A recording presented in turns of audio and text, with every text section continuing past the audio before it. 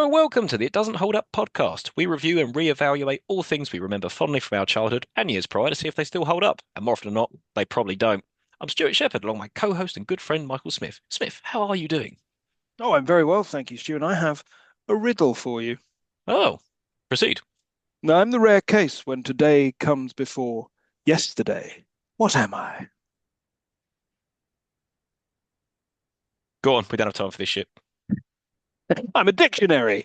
And that Ah, is a quality of riddle better than you will find in the film that we are reviewing today. that's true. There's a distinct lack of riddles in this movie, I found. But yeah, There's some questions that aren't riddles but are called riddles.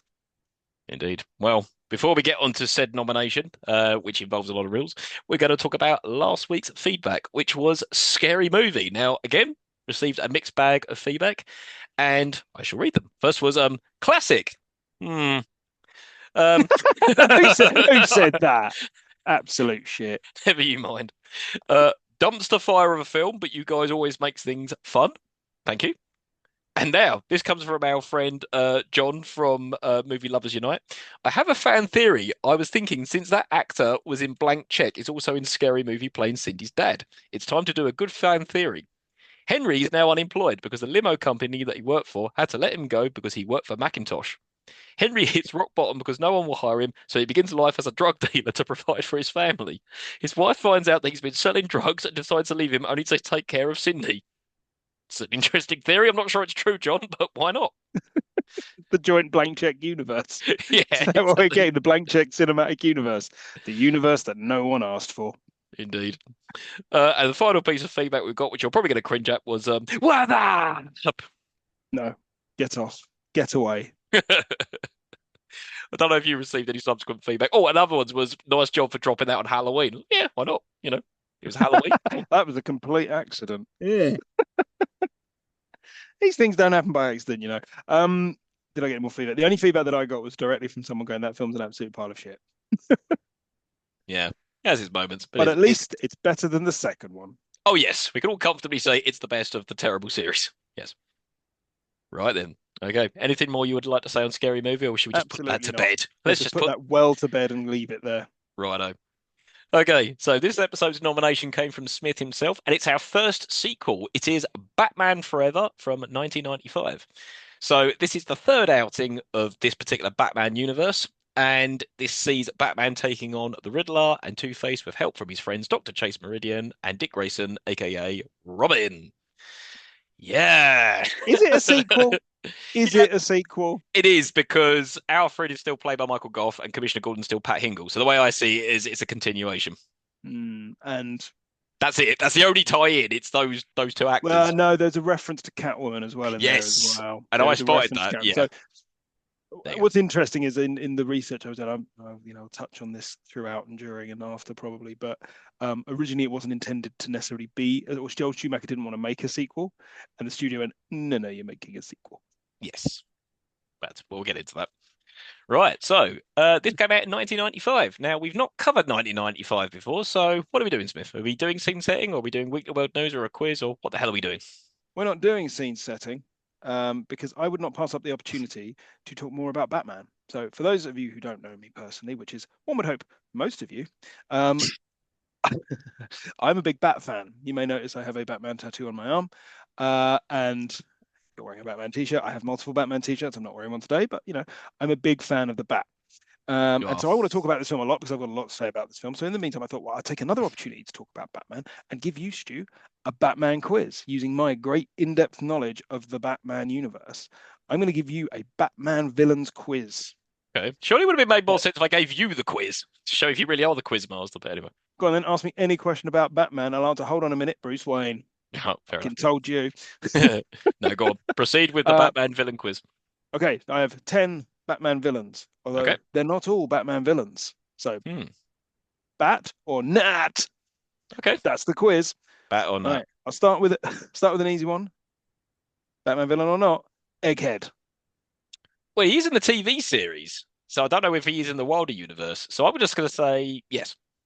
Yes, the TV series would count. Who was he played by in the TV series? Vincent Price, yes.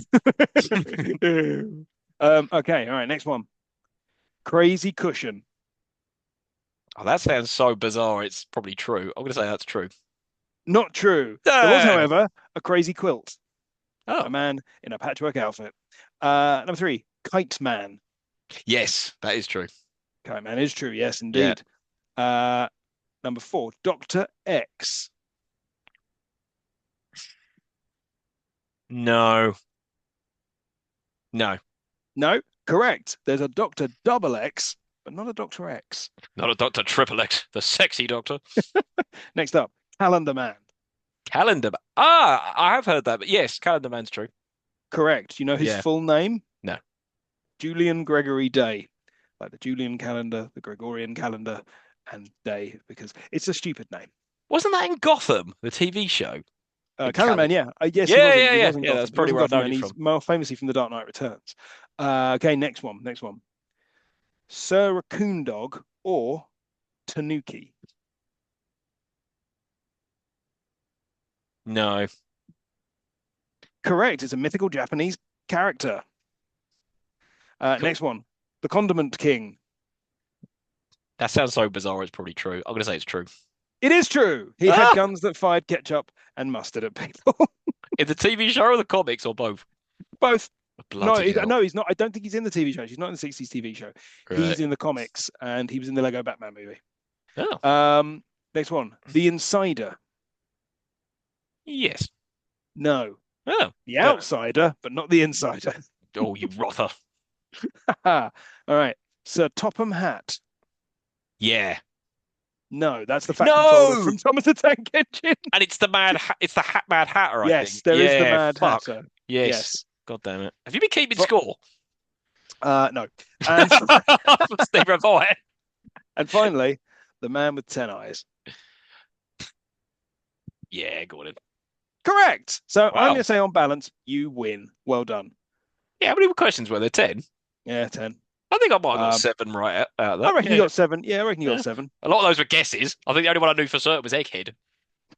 Yeah. But that's some good guessing. It shows to show you that Yeah. comics writers of the 1960s and 1970s weren't as creative as they like to think they were. So there you go. Anyway, that was the Bat on Nat Batman villain quiz.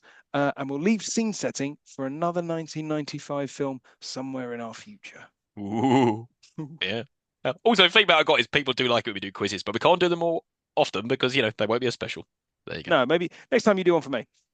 Yeah. Actually, you know what? Yeah, we'll swap it around. Maybe you can take some of my shit. I don't know whether, and then I'll do that. Yeah.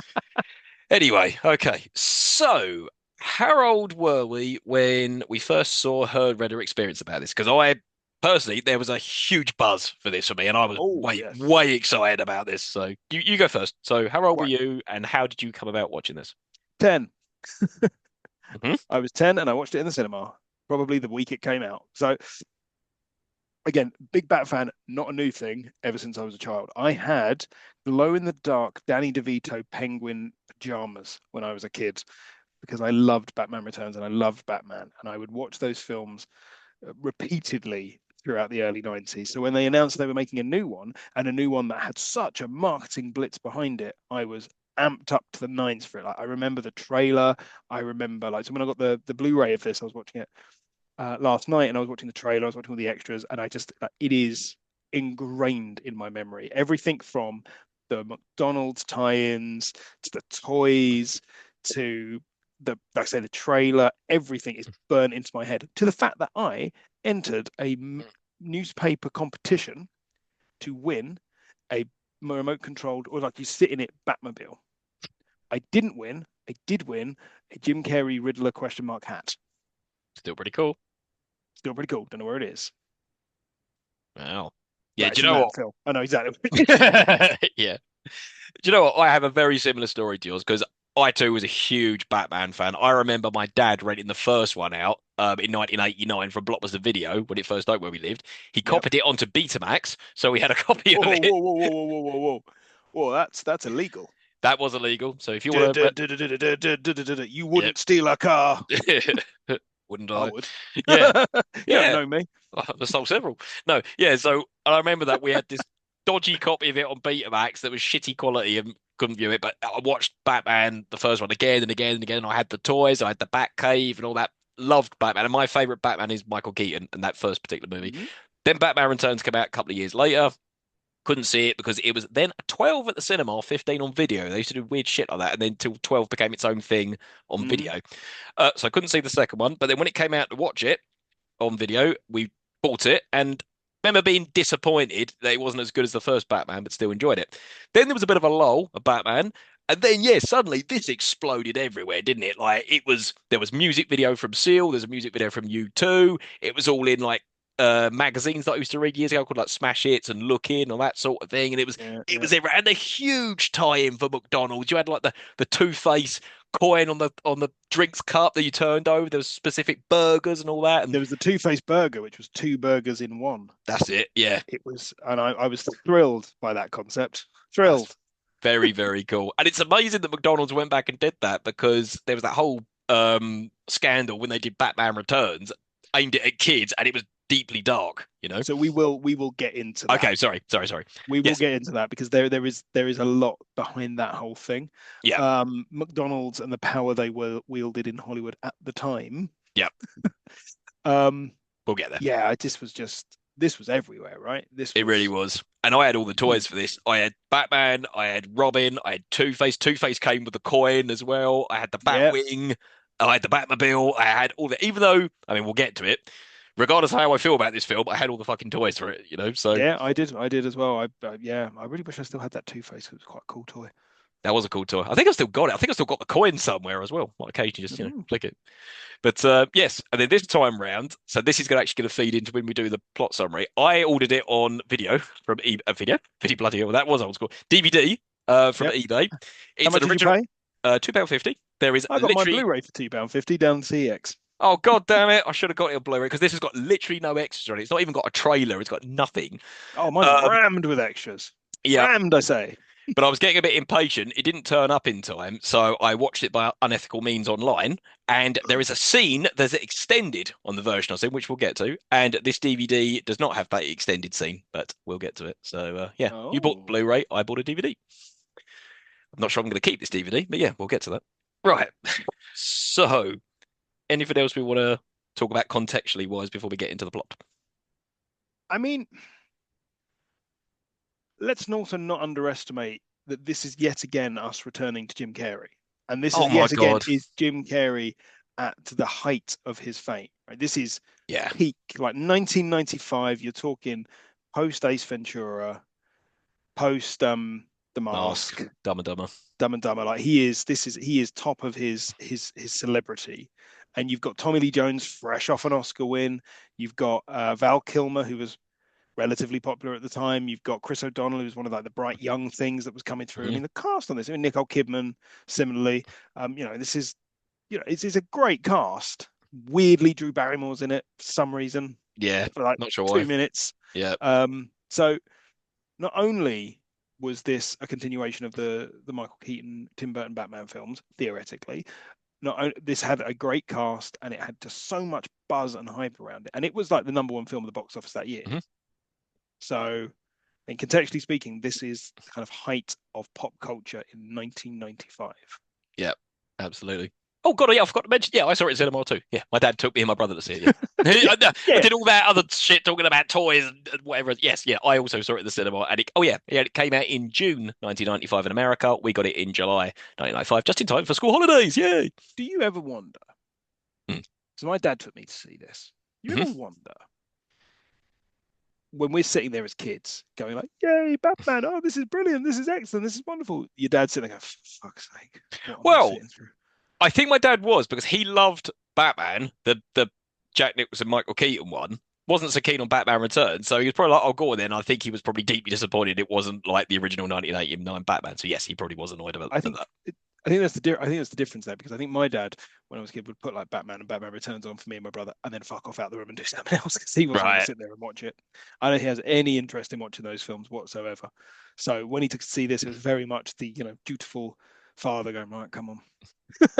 No, I think my dad took me and my brother to see it because secretly he wanted to watch it and see what the crack was about. So I don't think he was doing it to be a good dad. But anyway, cool. Right. I think enough. Should we just soldier on with the plot? 'Cause there's Yes, a let's go. lot There of is a shit to lot. talk Yes, about. So yes, yes, there I do is. apologize in advance. This is going to be a long episode. So sorry. Soz. Right. Anyway. Ugh. Uh, We get Warner Brothers sign that turns into a Batman sign. And instantly, that made me think of the animated series. Do you remember when that used to turn into like the beams coming down? Yeah, much better. Anyway, yeah, this turns into a Also, it Batman comes up film. Tim Burton production. You tease. Yeah, I've written that down. I was like, really? But it's not going to be very Tim Burton-esque, is it? Like, No. at all. Yeah. I think this is more Tim Burton's collecting some money for this, and that's why his Yeah. name's there.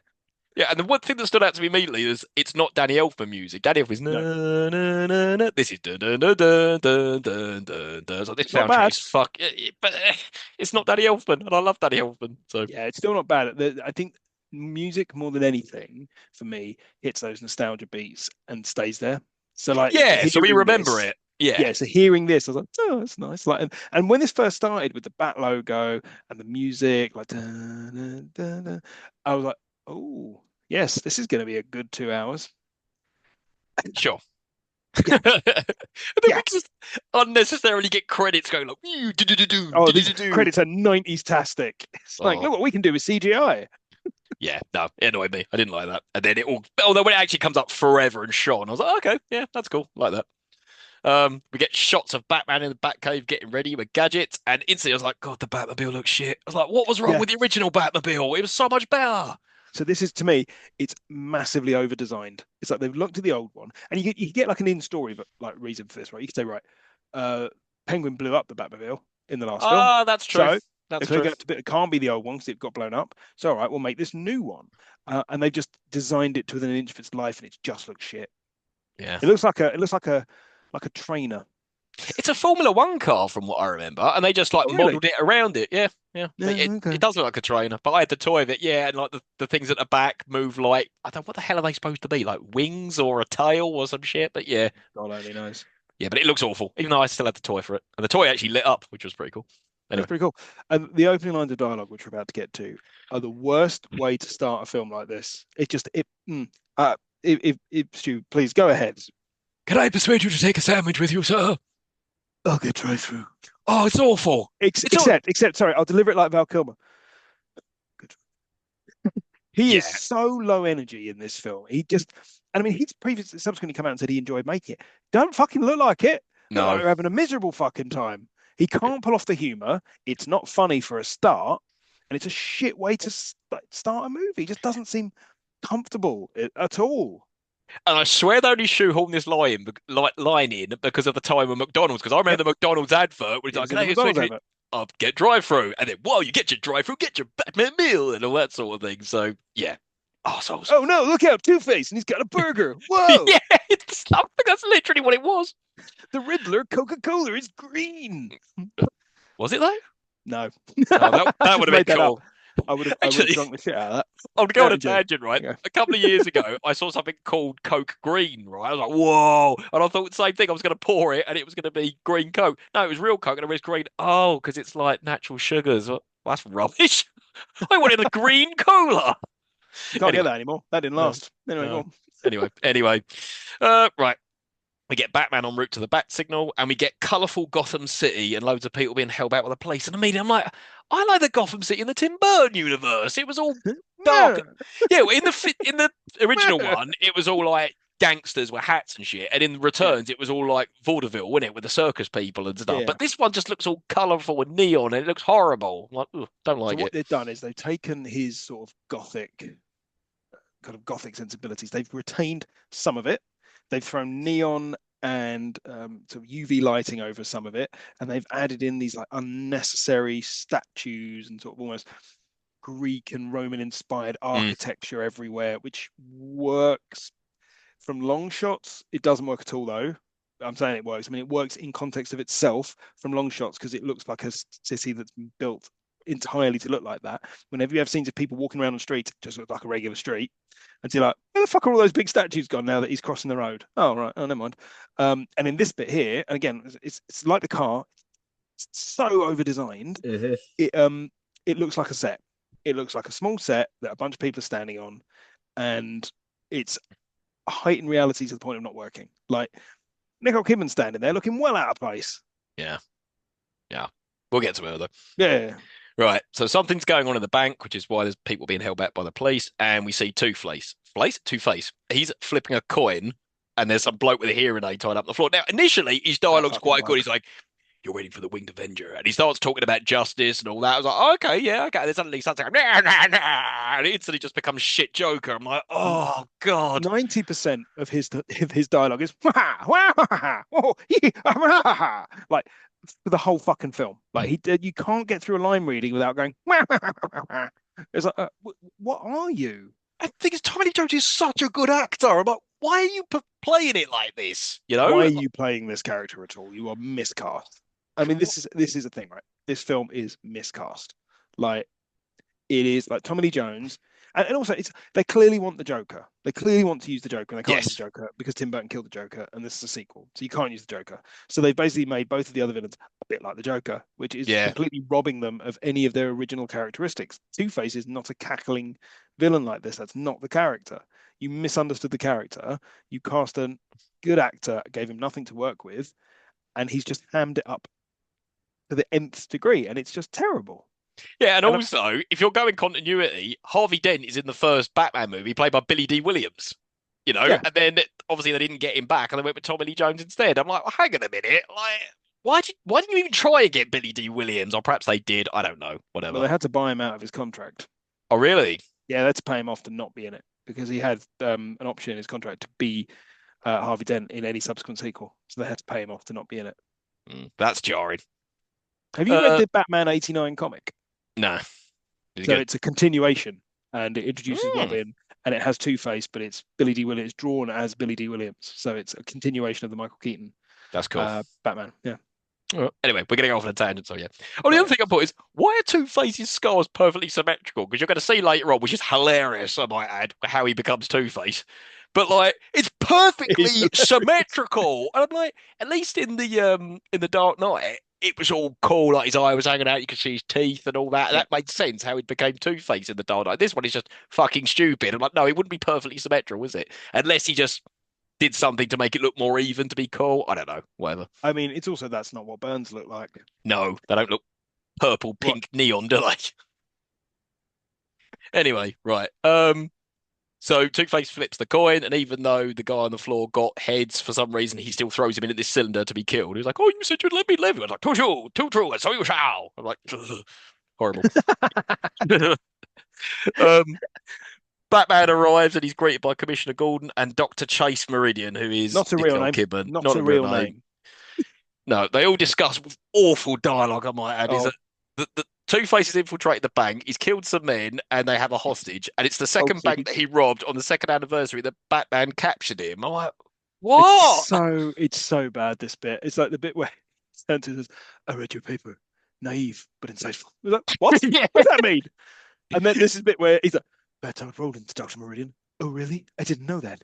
You are interesting. It's like, what? What are you talking about? That's crap. Well, do you know I mean, there's an extended version of this opening. So instead of getting all that, I should have said this earlier, him like the Batcave, you see Two-Face escape from yeah, Arkham Asylum. I was like, oh, I yeah. would have been more interested to see that. Oh, there's a much longer extended cut of this Oh, movie, yeah. I which don't. never got Doesn't need to released. be. Doesn't But need to be. yeah, we'll come to it. Don't release the Schumacher cut. Don't. I don't need another 40 minutes of this fucking film. No. No, no, no. But yeah, this dialogue's awful. There's some really weird flirting going on. It's just horror. What the hell is she wearing as well? She's looking very slutty, shall we say, to be a doctor at the time. And why is Shall Commissioner we say? Gordon Shall we got not here? say? It, Commissioner Gordon's like, I've brought her here because of her work of criminal like investigation and profiling or some shit. But She's why? a criminal psychologist. She also has an office in the police station. Don't ask questions. No, don't ask questions. I'm not going to complain. Yeah. Then suddenly we see a wrecking ball coming in at the bank, destroying everything. And then at this point, the lift is going up and the guards assume Batman's in it, so they all just start firing at it. But luckily, Batman was hid up at the top of the lift, so he isn't killed. Yay! Fucking nonsense. Um, they shot the shit out of that lift. And then we get fighting, and then there's that weird bit they've got like electrocuting guns or something. Oh yeah, and they have to have the noise of them going while they're Awful. being electrocuted. It's also the camera work, and it's a good at the point as any to bring it up, since I'm front loading all of my rage. It's all like Dutch angles and zooms, and it's so annoying. It's like Yeah, everything is on a tilt. Everything's like, oh, we're gonna move it. We're gonna do this. It's like, oh, you're giving me a headache. Just hold the fucking camera still. Just hold fucking camera still for a minute, and then I know where we are and what we're doing. yeah. And it's so bizarre as well because Joel Schumacher's a really good director. Like he's directed some bangers. Yeah, like one of Tigerland. my favorites is Falling Down. Yeah, Tigerland, great film. Yeah, Falling Down's a great film. You good know, film. The Client's a great film. Like he's done some really good films, and then he makes this trash. Like I don't know whether there was just a lot of studio interference or whatever, but it's so Now, weird. I have thoughts about this, which I might come to later. It's probably not the time to do it now, but I'll come to it later. Okay, no worries. Oh yeah, we also get a bit. It was a bit like in the first one. There's a guy who's got like blades and he's running towards Batman, and he just kind of dangles him over the limb. He goes, "Whoa!" I'm like, oh, it's just set the tone already for what this film's going to be. Cartoon, silly violence. Um, yeah, Batman finds the guard in the vault, but it's a trap. It's a trap. Well, yes, obviously it's a fucking trap. That guard cannot act for Oh, shit. He's so bad. oh, there is a line reading that's coming up, which it's stuck with me since because even as a kid, when I liked this film, I couldn't get past this. Oh no, it's boiling acid. Yeah, It's I like, remember right, that bit. My shoes are one, melting. one. It's got really terrible ADR in that bit because you can see that his mouth is moving and it's not saying what he's saying. Yep. Two, how does he know it's boiling acid? Three, why is it boiling? Acid doesn't boil. And four, the fumes would kill you. You'd be dead immediately in an enclosed space with acid melting stuff. You would pass out and fall in and be dead. Exactly. And five, why is there acid in there? Like Two-Face has just broken into a bank to steal money, but he's put acid into a vault. What? So, five, acid would burn through that vault. Yeah.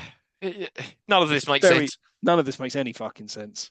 No, but his plan, Two-Face, is to then open the vault and release the acid on everyone below, thus killing him. I suppose in some ironic way because he was burnt by acid. In no point does he attempt to do that. No, he doesn't. He's like, He come doesn't on, let's attempt to do just that fly at all. away. Like that. I'm like, I thought you just wanted to burn it. And also, why announce to everyone this is what I'm going to do? Like, you know. And then the Batman borrows the guard's hearing aid to open the vault. I was like, no, that's not how hearing aid works. And even you know that whole thing with a stethoscope where you can open a safe. It's not that easy. It really isn't. So you're not going to open that Neither. vault with a hearing aid. Neither is where he gets the guard then to hang on to it, cuts the rope, and lets it swing back into the bank. Because what's it? I mean, the guard would die. Yeah. He's not holding on to that. I think you kind of believe Batman's grapple gun when he's just like hoisting himself up. But do you know how heavy that vault is? That grapple gun is not going to hold that. It'll just No. rip half the building out. Yeah. Whoops. Oh dear, how silly. Batman grabs onto the chain on the helicopter and flies along. And then Two-Face like orders the helicopter to fly through a building with glass, which explodes and doesn't kill Batman. It's like that would have killed him instantly. He just went through a massive building with glass and it all blew up. How is he It not also dead? crashed the helicopter. Yeah, You know exactly. how sensitive helicopters are.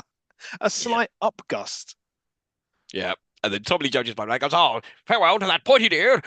Nice rat. I was like, I thought we've already established earlier on that bats aren't rodents, but Maybe he doesn't know that. Maybe he he'd didn't find hear the it conversation. interesting. Yeah, he didn't hear that conversation. Maybe he'd find it interesting too if he knew that. He's like, Maybe. oh, I didn't know that. Oh. Oh, okay. You are interesting. Yeah. And then Two-Face shoots the pilot because Batman's on the windscreen, and then they start fighting.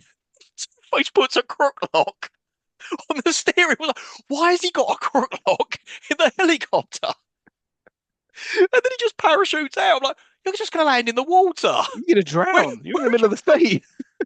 I think it's because then Batman Having a little jumps swim. out.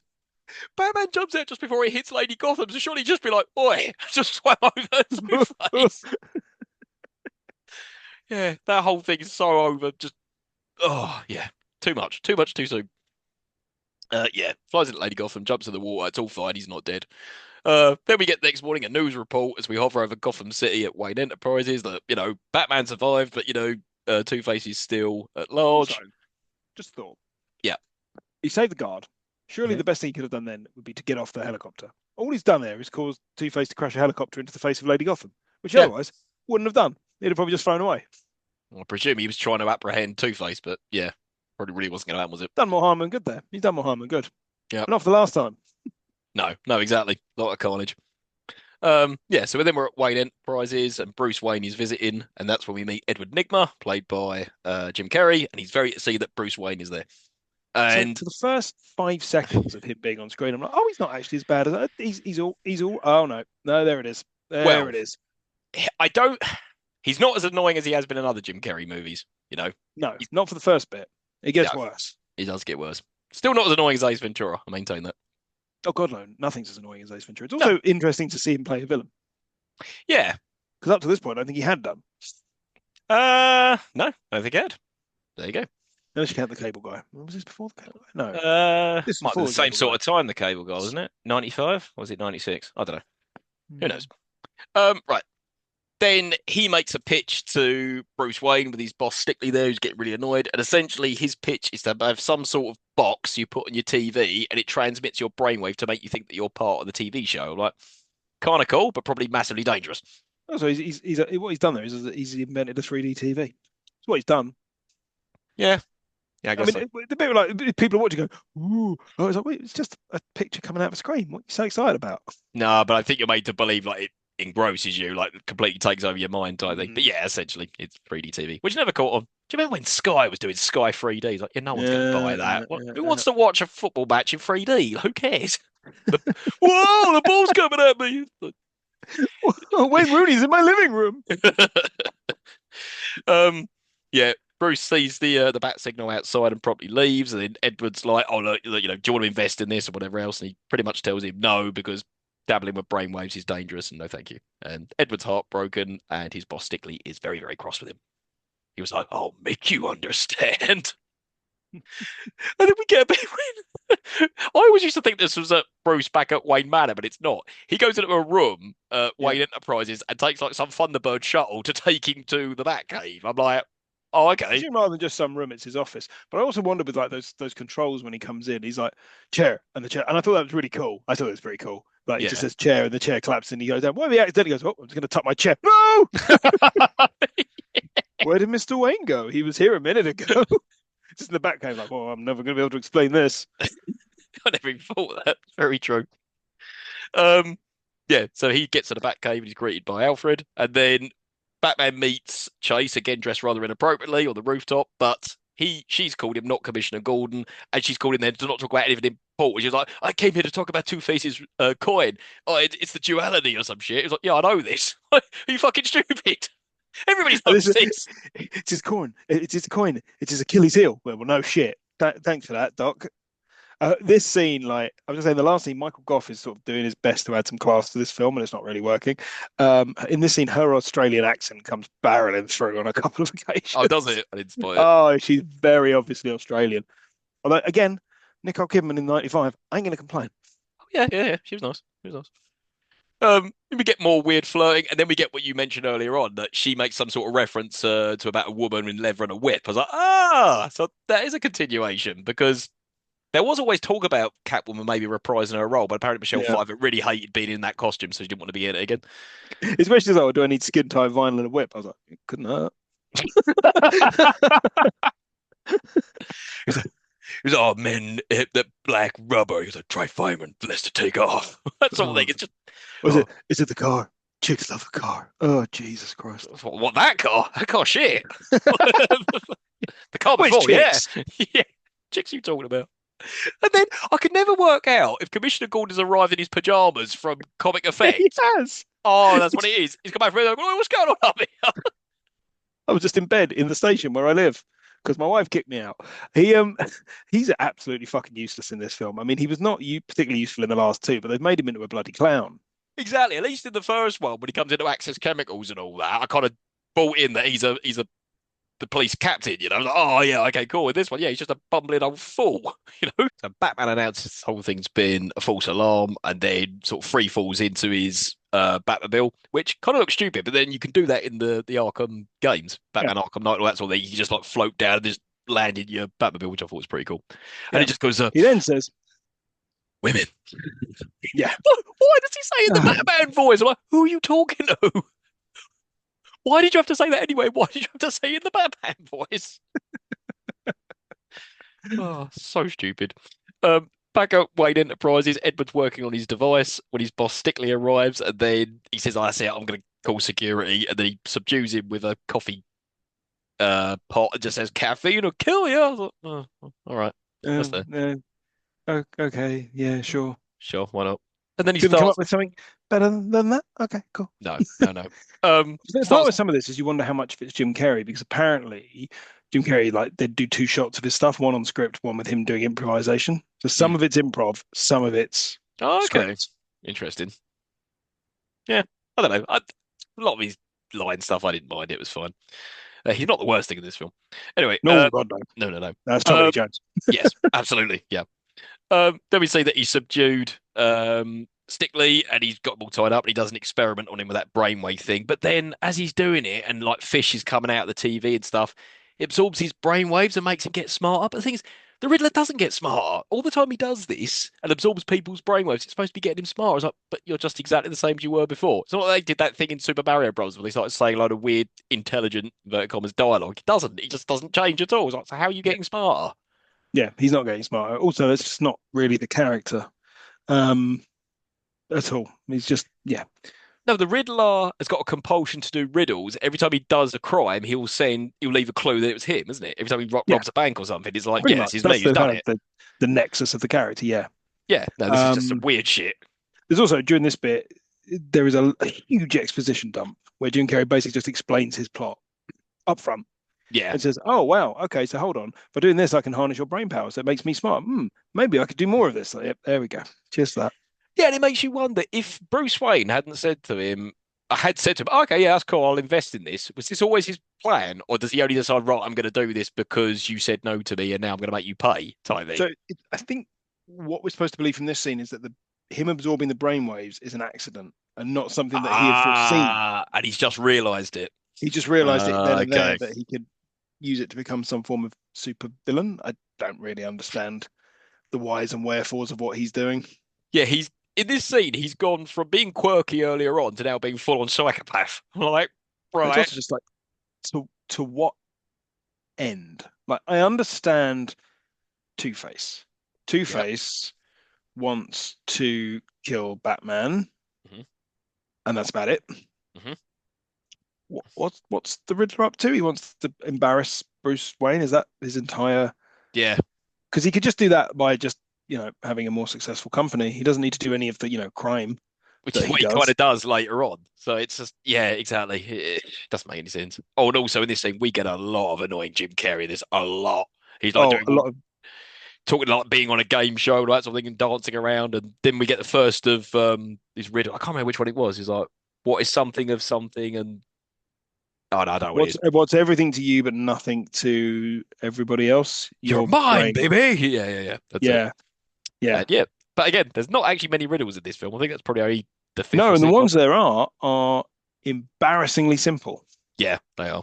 They are. So yeah, finishes his experiment and then Stickley starts berating him and then fires him. Now, this is what I was talking about earlier. There are two versions of this, so I'd be interested to see which one you saw.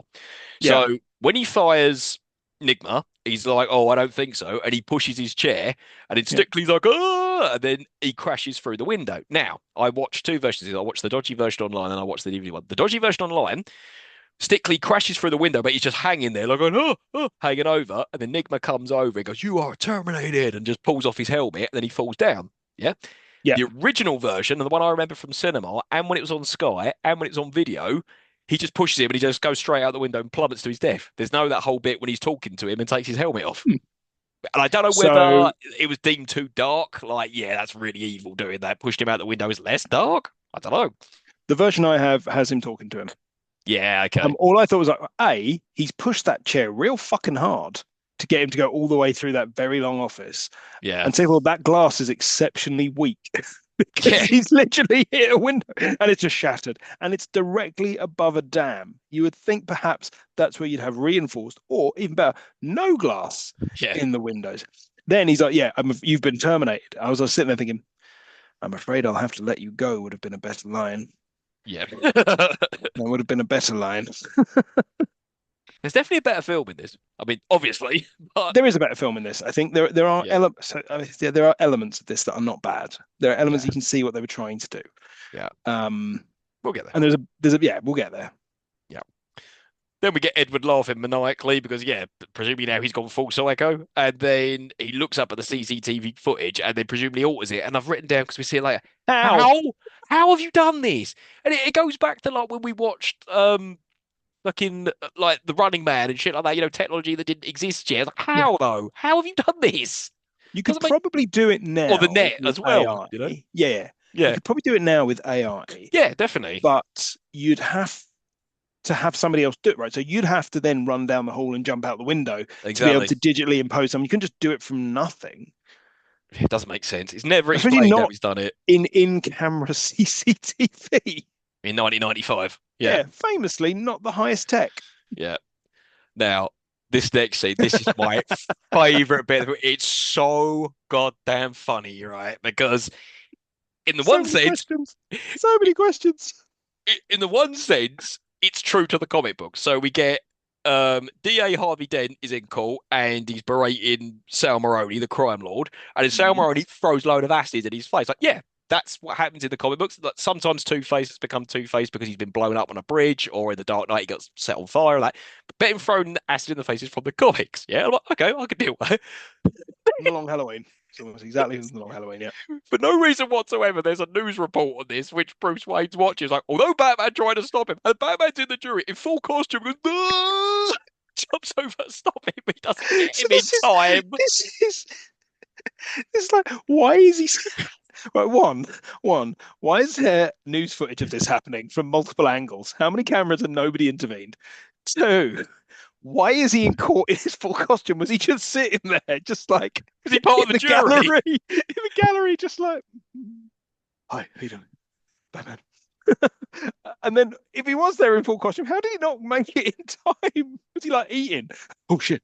And it just none of it, mate. Is like Harvey Dent blamed him, and he's hated him ever since. It's like, well, he didn't know that was going to happen, did he? He tried his best to stop it.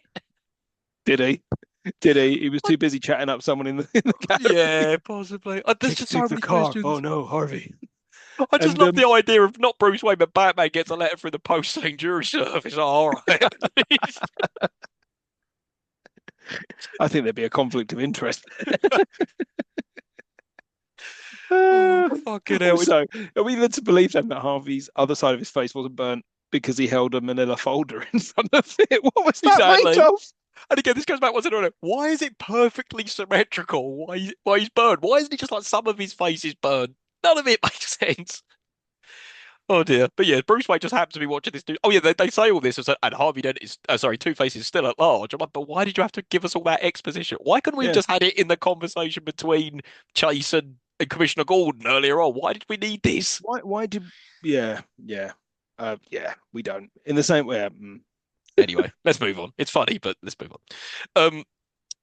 Alfred informs Bruce that there's been an accident at Wayne Enterprises, and then Bruce meets Commissioner Gordon. Why they needed him to come down? Why couldn't they just explain it on the phone? Well, that bloke topped himself. Oh, all right. Do you need me to come down? Uh, Nah. yeah, we try to get the boss down, right? Get the head of the firm down. Come Yeah, on. yeah. He's like, they don't know he's Batman. Why do they keep involving him in things? I don't know. Yeah, yeah, exactly. And also they say, "Oh yeah, it's suicide." Oh yeah, but we can't find the body. It was like, so how do you know it was him who did it then? Like, what? How do you know the window just like smashed? Like, what?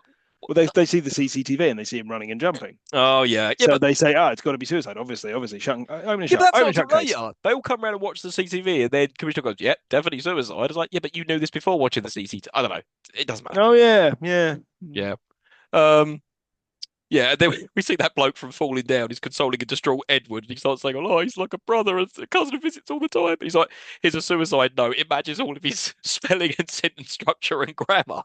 This bit was quite funny. It's just a memo. It says "Goodbye, cruel world" on it, and he just goes, "Yeah, definitely suicide."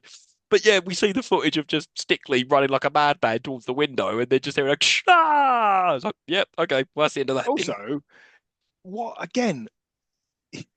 At least there would be questions about the security and safety of your high-rise building with windows that someone could just run through. Imagine you just walking through the office and you trip and just go through the window. Oh shit! Yeah, I love the We've got way to get thicker glass. Commissioner Gordon just like sweeps this one under the rug. Oh, that's suicide. All right, moving on then. Like, yeah, wouldn't there be like you said, Bruce Wayne's going to be sued because of this, because of negligibility or whatever? It's like, no, no, just never No, no. mind. Suicide. It's fine. Don't worry. We'll fix that window. It's all good. Yeah. The Okay. glass is basically paper. It won't take 5 minutes to put it all back together. Exactly. No bother. Then that's all just quickly brushed aside. Then Bruce is talking to his advisor Maggie, and then that's when we find the first riddle. Now, this one is if you look at the numbers on my face, you won't find 13 any place, which is a clock. And Bruce Very solves it obviously with a fucking ease. clock. Well, yeah, with ease. But he's meant to be the world's greatest detective. Fucking 8-year-old could solve that. Yeah. And there's like, who would send you a riddle? It's like, that's Maggie. It's the riddle. Not a riddle, question. Yeah, exactly. Not a riddle. That's No, not what a riddle is. That's just a question. exactly. Then we cut to Edward's apartment, which is cluttered and very 1990s tech consultant styled. And then he starts talking to that weird fairground ride model thing. It's like, what is this thing supposed to be? It's not like a Zoltar machine from Big that grants you a wish. It says no and a question mark. It's like, what is this He's, thing supposed to do? but he's also got a little bobblehead of it. So are we to believe that this is a character in this universe, like a TV character or something? Like it's because he's got multiple things with it on, and it's like, well, so what is it then? Yeah, Because like, is it a famous thing? It would make more sense later if the Riddler was something that already basically existed in this yeah, universe. Because, and we'll get to it, but like he calls himself the Riddler. And okay, cool. But then everybody else starts calling him the Riddler. Is that well then? Okay, well, okay. yeah. Many questions. Many, many. Many Well, questions. But yeah, yeah, what is it? What is this thing? And also, how come it's exactly the same physical size as him? To the point where he knows that jacket will fit. yeah, that was the question I had later on. Like, did you just nick the costume off that model, or have you very quickly tailored yourself something that looks like that? But yeah, we'll get to it. Edward gets to work making another riddle. So already at this stage, we know that he likes riddles, and he's decided I'm going to start sending riddles. And at this point, I'm like, but he hasn't met Two-Face yet. He hasn't formed this grand plan. Why is he sending him the riddles? Is it just to stick it to Bruce Wayne and go, yeah, it's me, it's me. I'm going to fuck with your head, like, because he doesn't know he's Yeah. Batman yet either. So yeah, No. no, okay. He drives to Wayne Manor and he on an electric bike and leaves the riddle on the gate. Wayne Manor does not have CCTV. No, and we'll see You're later on with relative ease you can get into Wayne Manor. Anyone can. Anyone? Just wondering. Yep. Bruce then arrives in a cool car at Dr. Chase Meridian's work. I was like, this looks more like a bank. Look, where does Yeah, she this is work? this is the bit that she's at the police station. This is also the bit I was talking about earlier when he gets out of his car and walks across the street. It just looks like a regular street. It's like all that big Yeah, yeah, architecture. It just yeah, looks like a exactly. regular fucking street. And also when he's walking down the corridor to her office, hold the fucking camera straight. Hold it straight. He's just walking down a corridor. Yeah, Why is it at a like 80-degree tilt? It's so fucking annoying. yeah, it is jarring. Um, Outside, Bruce hears woman's groans and he presumably, Chase is in trouble, so he just shoulder barges the door open. I'm like, look, that door's massive, all right, and you're not even wearing your Batman outfit. How have you managed to shoulder barge that off?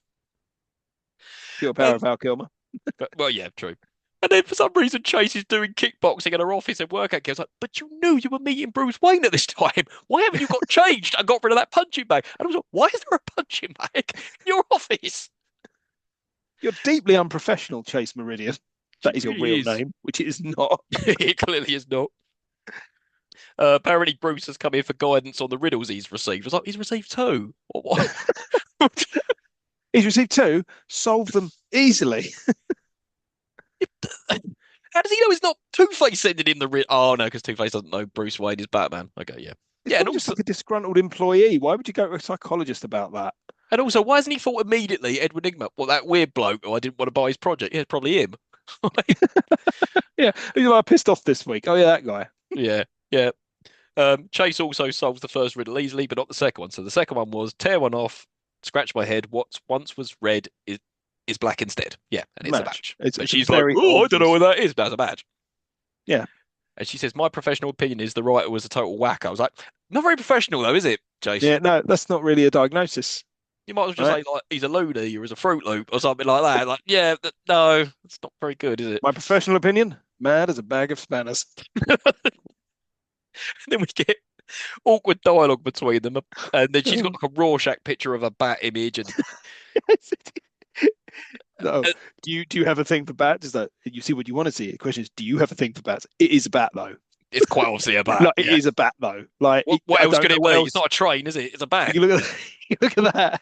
You don't see a bat. You got something wrong here. You're a wacko. He might have just written on it, this is a bat. Yeah, it's a bat. Or just a picture of a baseball bat. Do you have a thing for bats? And then and he doesn't answer that question like about if he has the big bats, but then they start talking about dream dolls and all that sort of thing. And then she starts digging deep, saying, "Oh, you look so sad," or that sort of thing. And he's like, "Oh, I guess my time's up." Time's up. You only got here 2 minutes ago. Like, how long are these appointments? Also, you look really sad. He just looks bored. Looks sad. He looks That like would have been better. he looks like he can't be fucked. You look really bored, Mr. Wayne. Also, with that bloody like, you got Two Face as the villain. You got the duality of Batman. It's like, here, have this little doll that's split in half in case the subtext wasn't entirely clear to you. And that doll barely comes up again. It's one It of the comes last up things in right the at the movie. end. It's like it's now and at the end. No, no, I won't need it. she gives him a model a little bit later on. But Oh, yeah, does she? that's just it. There's no significance of this doll whatsoever. No, it's subtext. Yeah. It's very obvious subtext. Then he's a bit of a sleaze, saying, "I've got to get you out of those clothes." And in a black dress, he's like, "Tell me, do you like the circus?" And then, yeah, they go to a circus, No, which is because I'm not 9. I don't know, quite like the circus. Apart from clowns, fuck clowns. Um, yeah.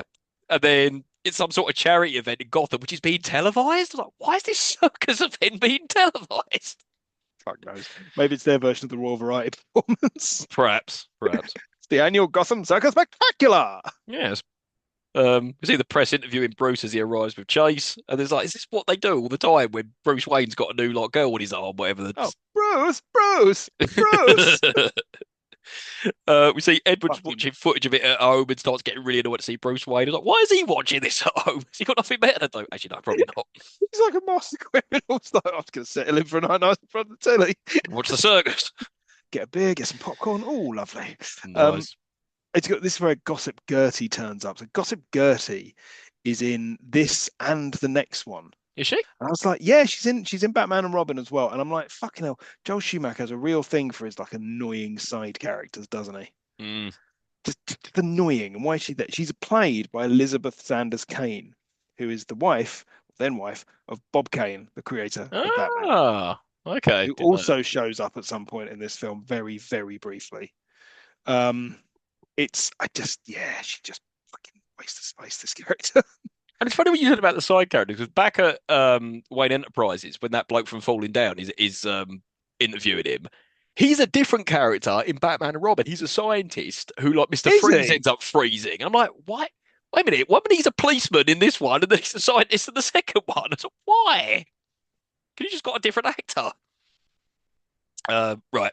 Then we meet Dick Grayson and his family, the Flying Graysons, and their acrobats. Now, I must say, right, for all the faults, I like the Robin stuff. I like the Dick Grayson stuff. I thought this whole bit with the Flying Mm. Graysons in the circus is really cool. Their outfits are cool because it was a nice little nod to the comic Yeah. books and the TV shows. I was like, yep, I like all that. So I had zero problem with any of this. So look, I like the costumes. I like this bit. I think Chris O'Donnell is doing the best he can with the material he's been given. Mhm. There are still it's the Robin stuff here is rushed, like really rushed, and it's quite badly fumbled in some key ways, which Yep. I will touch on when we get to it. But for now, this bit, fine. Yeah. Yeah. It's all good. Um, in the crowd, Bruce invites Chase to rock climbing, and she says, "Oh, I love climbing, but I've met someone." I'm like, "What? What? Batman? What? You've had two really awkward exchanges with him, and he quite obviously wasn't interested." And then, Also, I've invited you rock climbing. I did not say would you go on a date with me. and I'm also, just why? into rock climbing, and as I'm sure you can tell from my roll neck sweater, I am gay. The thing is, why did she agree to go with the circus with him, but not rock climbing? Oh, rock climbing's taking a piss, right? I said I'd come with you to circus, but that's it, I don't know. Um, Yeah, and then as Dick Grayson's doing a solo performance, which is pretty cool, the ringmaster is subdued by Two-Face's gang. And then at this point, Two-Face has arrived, dressed as the ringmaster, and his gang start fucking shit up. And The way they introduce Two Face at this point, when he's in the middle, like talking to the crowd, and they always got his good side, and then he turns around to his bad side. I was like, that'd be great if we hadn't already seen him a whole bunch. yeah, yeah, if that was the first introduction to him, perhaps that would have been cool. But yeah, we see that Edward's watching it on TV and really loving it, really getting into this. And then Two-Face says that he's going to announce a load of TNT unless someone reveals who Batman is, or if someone just comes forward and admits it. I was like, that's actually pretty cool, you know? But and it's instantly spoiled because Bruce, like, all right, fine. He stands up and goes, "Hi, me, I'm Batman." But nobody's able to hear him because it's too loud, including Chase, who sat right next to him. I mean, yeah, someone would have been like, someone in the next row, like, sorry, what? What did you say? Yeah. And then he But like, runs off. also, he would like immediately gave up his secret identity. He's like, I've kept the secret identity. Oh right, shit. Yeah, it's me. Yeah, I wonder how that would have gone if Two-Face actually heard him. Would he have still blown stuff up? Would he have just shot Bruce Wayne? Would he have just taken him with him? What would have happened if that plan had worked? I don't Well, know. given the way the villains behave in this film later on, with every opportunity to kill him, he would not have taken it for some reason. No, yeah, there's a particular bit right at the end, like that doesn't make any sense when he just shoot him. Yeah. But yeah. Um yeah, Bruce runs off to get changed of his Batman outfit, presumably, and Chase doesn't put two and two together that Bruce has gone and then suddenly Batman turns up. I have Oh no, the Batman doesn't shits. turn up, does he? No, he doesn't. He doesn't change into his Batman outfit. No, At this point, he just starts fighting people as Bruce Wayne. Why doesn't Two-Face go? Hang on a minute, that's Bruce Wayne. Why is he beating people? Oh no, wait a minute. wait a minute. I have to leave now because I have the shits. I'm back. The TNT's being raised upwards for some reason. Why is it being raised up? Why not just put it in the middle of it and it's just going to blow up? What difference does it make? If it raised upwards, surely it's going to blow up less people. No, Um, the Graysons all like start working together to try and stop it. At this point, Two-Face decides to flip a coin as to whether he's going to kill the Graysons, and then it's at the tails. All right, cool. So he just fires at all the rigging, and all the Graysons fall to their death. I'm like, what'd you do that for? I was like, oh, I guess they were trying to stop his plan, so that's why they did yeah. Also, he's a maniac. Also, they fall to the ground real slow. it. And also no blood. Oh They're all no, just I'm perfectly falling very positioned all together. And then yeah, Dick Grayson gets to the top and just throws the bomb down. It just goes at the water, just going to go, That's- It's funny, like, hey, awful long 12 seconds when he got it up to that roof. yeah. Took a minute and a half to get it out of the room. Glad he pushed it the right way. Oh yeah. Imagine if he Like a pushed it off into curved the roof up. street. Oh, shit. That's half of Gotham gone. And then Two-Face escapes through the floor. There's a lot of Two-Face escaping through the floor in this film. Just like he's got like secret hatches to stuff and keeps going Oh. through the floor. Well, I've been rumbled. Yeah. Hang on. Where's Two-Face? Hold on. Oh, you're that way. He's Oh, over there. I can hear him cackling. Yep. And then Dick looks on in horror as he sees his family dead on the floor. And then immediately Commissioner Gordon's like, you should go live with Bruce Wayne. Why? He doesn't know it was his fault. Um, He knows his faults. yeah. And then Commissioner Gordon arrives at Wayne Manor and he says to Bruce, yeah, can you take this kid in as he's got nowhere else to go? And then I quite like this bit. The minute Commissioner Gordon goes, like he's like, yeah, no, fuck this. I'm on my own man. I'm off. I don't need babysitting. Also, I'm 25. Yeah, exactly. I quite like that. He was like, look, I know this is all like bureaucracy or whatever, but no, no, thank you, I'm off. Like, I was like, yeah, Also, yet again, he is a grown man. Like, how are you adopting a man in his mid-20s? but is he though, or is he supposed to be like 17? I don't care how old he's supposed to be. He He's looks clearly 20. in his mid-20s. Yeah, If you wanted to cast like a 15-year-old, you should have. yeah.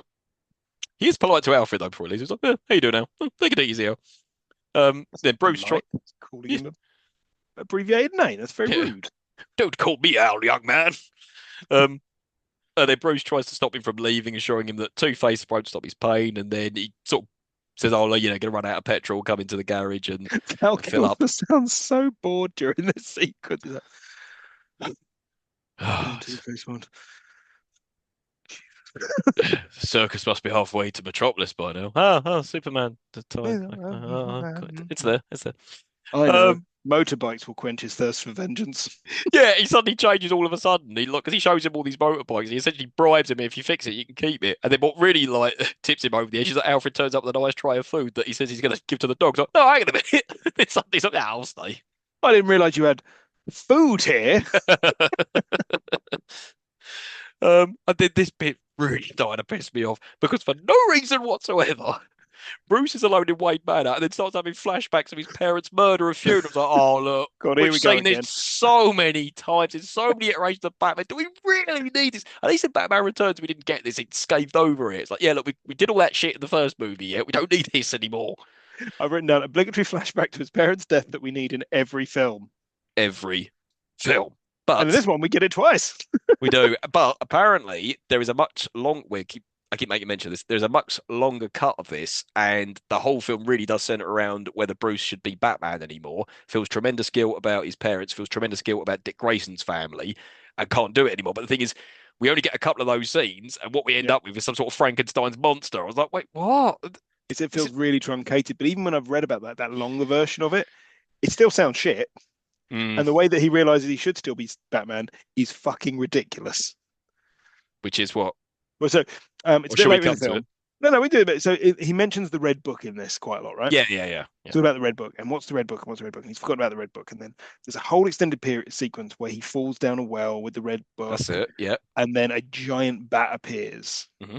and it's like and there's lots of stills of this. It was all in like the pre-marketing as him standing looking at this giant bat, Yeah. and and then he finds the Red Book later on, when post the bit where Two Face and the Riddler have attacked the Batcave. There is a cave beneath the cave, and he finds the cave beneath the cave while he has amnesia, and is then finds this red book.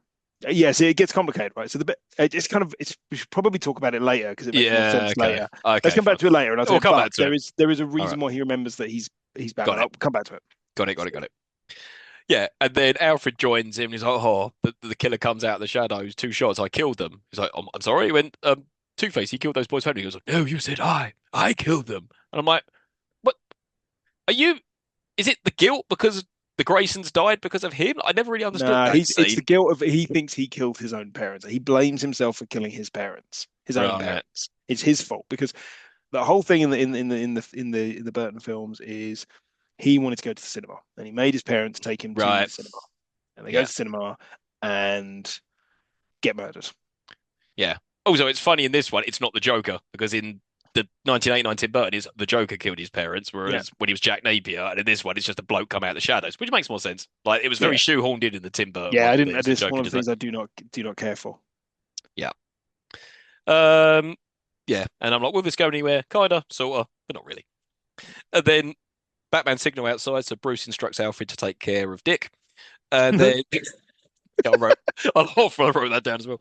And then Take care of Dick. Oh, can do, Mr. Wayne. thought you'd never ask. But now I did What do you actually think all like. this polish is for? But I must say, I did like this scene because Alfred seems to have a nice moment with him when he says, "Oh, is this a Robin?" When he's looking at his motorbike Yeah, helmet, and then he tells a story about how his brother, his trapeze, his acrobat, you know what I mean? The swing broke in the circus, and then he flew out and grabbed him, and he flew out like a robin. And then he tells him to throw his circus outfit at him. I won't need anymore. And he says, "Broken wings bend in time. One day Robin will fly again. I promise." I was like, I quite like that scene. It was nice. Michael Gough doing his best. Yeah, he's always a delight. I always like He's Michael Gough. he's great. Yeah, It's always great to see Michael Gough. yeah. In fact, he's probably my favorite Alfred in all the Batman movies. He's Yeah, probably my favorite. I'd agree with that. And yeah, he's better than Michael Caine, only just. Yeah, I don't really like Michael Um, Caine as Alfred. Oh, I oh like Michael God, Caine's blimey, Alfred. bro. Oh no, he's better than fucking Sean Pertwee in Gotham. He's awful as Or Andy Alfred. Andy Serkis in the Batman, who barely registers. Mm. He's Jeremy barely Irons in it. wasn't bad in the Ben Affleck ones. So I didn't mind him. Yeah, okay, wasn't bad. Wasn't bad. Cool. Anyway, Anyway, moving on. yeah. Batman's driving along in the Batmobile, and suddenly Two-Face's gang are following him. I was like, okay, how are they tracking the Batmobile? And then for some fucking reason, Just what the fuck is going on?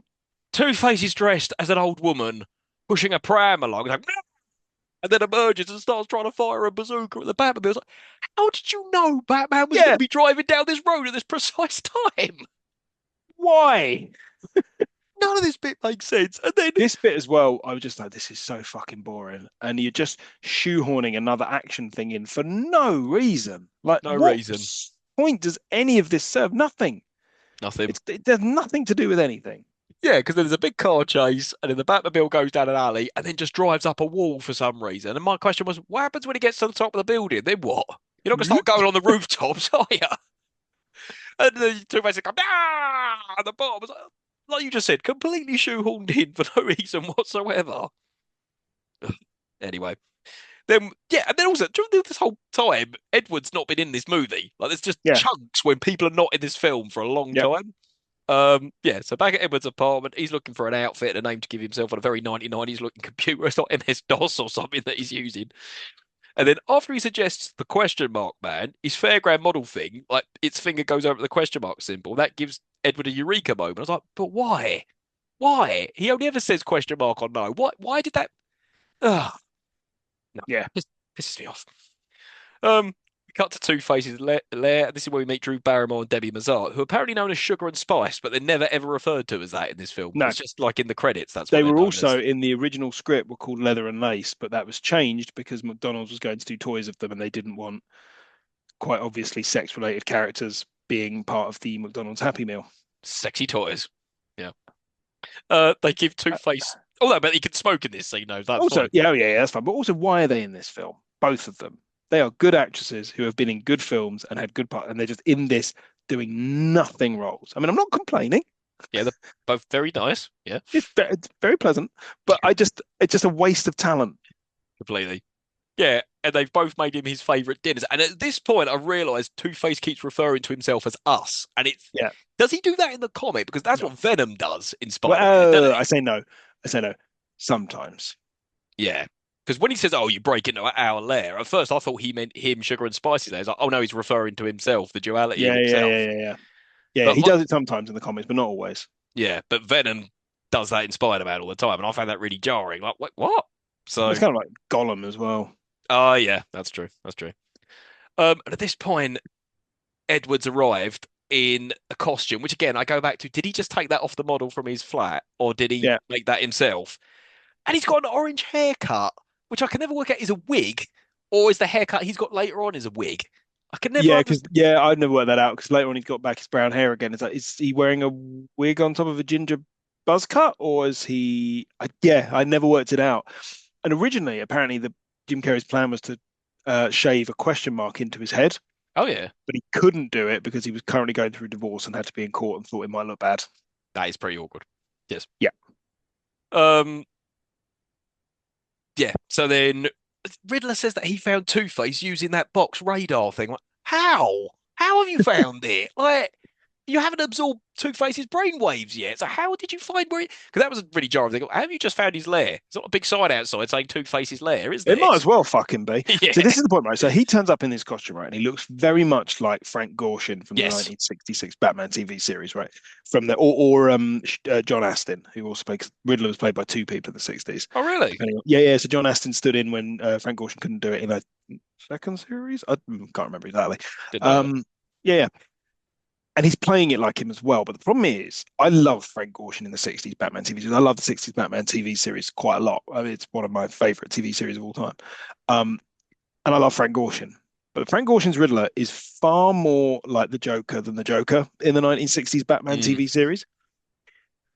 He does the riddles as well, but he's more like Joker-esque in how manic he is, right? And so Jim Carrey's clearly channeling that, but he's doing it without the charm. And I think this is a point about the whole film. You look at this film not as a sequel to 89 and Batman Returns. Hmm. If you look at it as something that has more of a through line from the 60s Batman TV series, it starts to make a bit more sense because it comes across very much like a camp 60s TV series thing with a bigger budget and most importantly, far less charm. And it's not So funny. It's not it's not funny at funny all. in the slightest. It's very 90s, and it just feels like it's misjudged from minute one. So Riddler makes a proposal. He can help Two-Face get Batman. Not sure how. And in return, Two-Face will help him steal money and help him make those boxes and get them on every TV in Gotham and make him the smartest man in Gotham. Like, okay, whatever. And then Two-Face, why do I keep calling him Two-Face? Two-Face flips a Well, coin. there's Two-Face flips his coin, and presumably it was heads because the next thing we get is them robbing a jewelry store because he was like, "Yeah, if this works, fine, but if not, I'll blow your head off." But yeah, I was just thinking, just shoot a cunt. yeah, exactly. Yeah, no, I like your idea. Bang.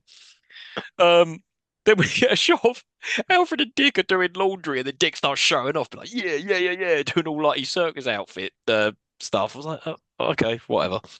Kung Fu washing and drying, water all over the fucking floor. What are you playing at, Dick? No, no, well, he does mop up. He's not a bad Dick, right? Not a messy Dick. Oh, by the way, just before with Two Face and Riddler, he's like, well, that's the greatest riddle of all. Who is Batman? Not a riddle. It's a question. Absolutely. Yep. Do not understand what riddles are. Yeah. No, that's true, actually. How would you define a riddle? Hmm. But yeah, It's not just a straight question, though. No, yeah, it's It's a definitely puzzle. not. I'm Yeah, gonna Google it. I'm gonna Google what a riddle is, and I'll tell you. you do that while I move on. Right. Then we get Two-Face and Riddler robbing a casino, and Two-Face starts teaching Riddler how to punch a dude, and then Riddler does it and it hurts his hand. Now, coming from someone who's broken his hand, yeah, don't punch anything. Trust me, even punching someone in the face will probably break your hand, so just don't do it. Uh, then we get news footage of Riddler and Two-Face robbing Blazes, and it was like, with gangs calling him the Riddler. And I'm like, he still looks like Edward Nigma. Like, apart Yeah, from that, he's got orange hair. He's just got a very thin eye mask on, and that's it. if superhero films have taught us anything, it's that thin eye mask can just completely disguise your identity. And it's lucky that Gothamites are calling him the Riddler. As I said earlier, like, wouldn't you call him like the Puzzler or something rather than the Riddler? I mean, why? Luckily, he called himself the Riddler. Now they're calling him the Riddler. Has he left like a sign?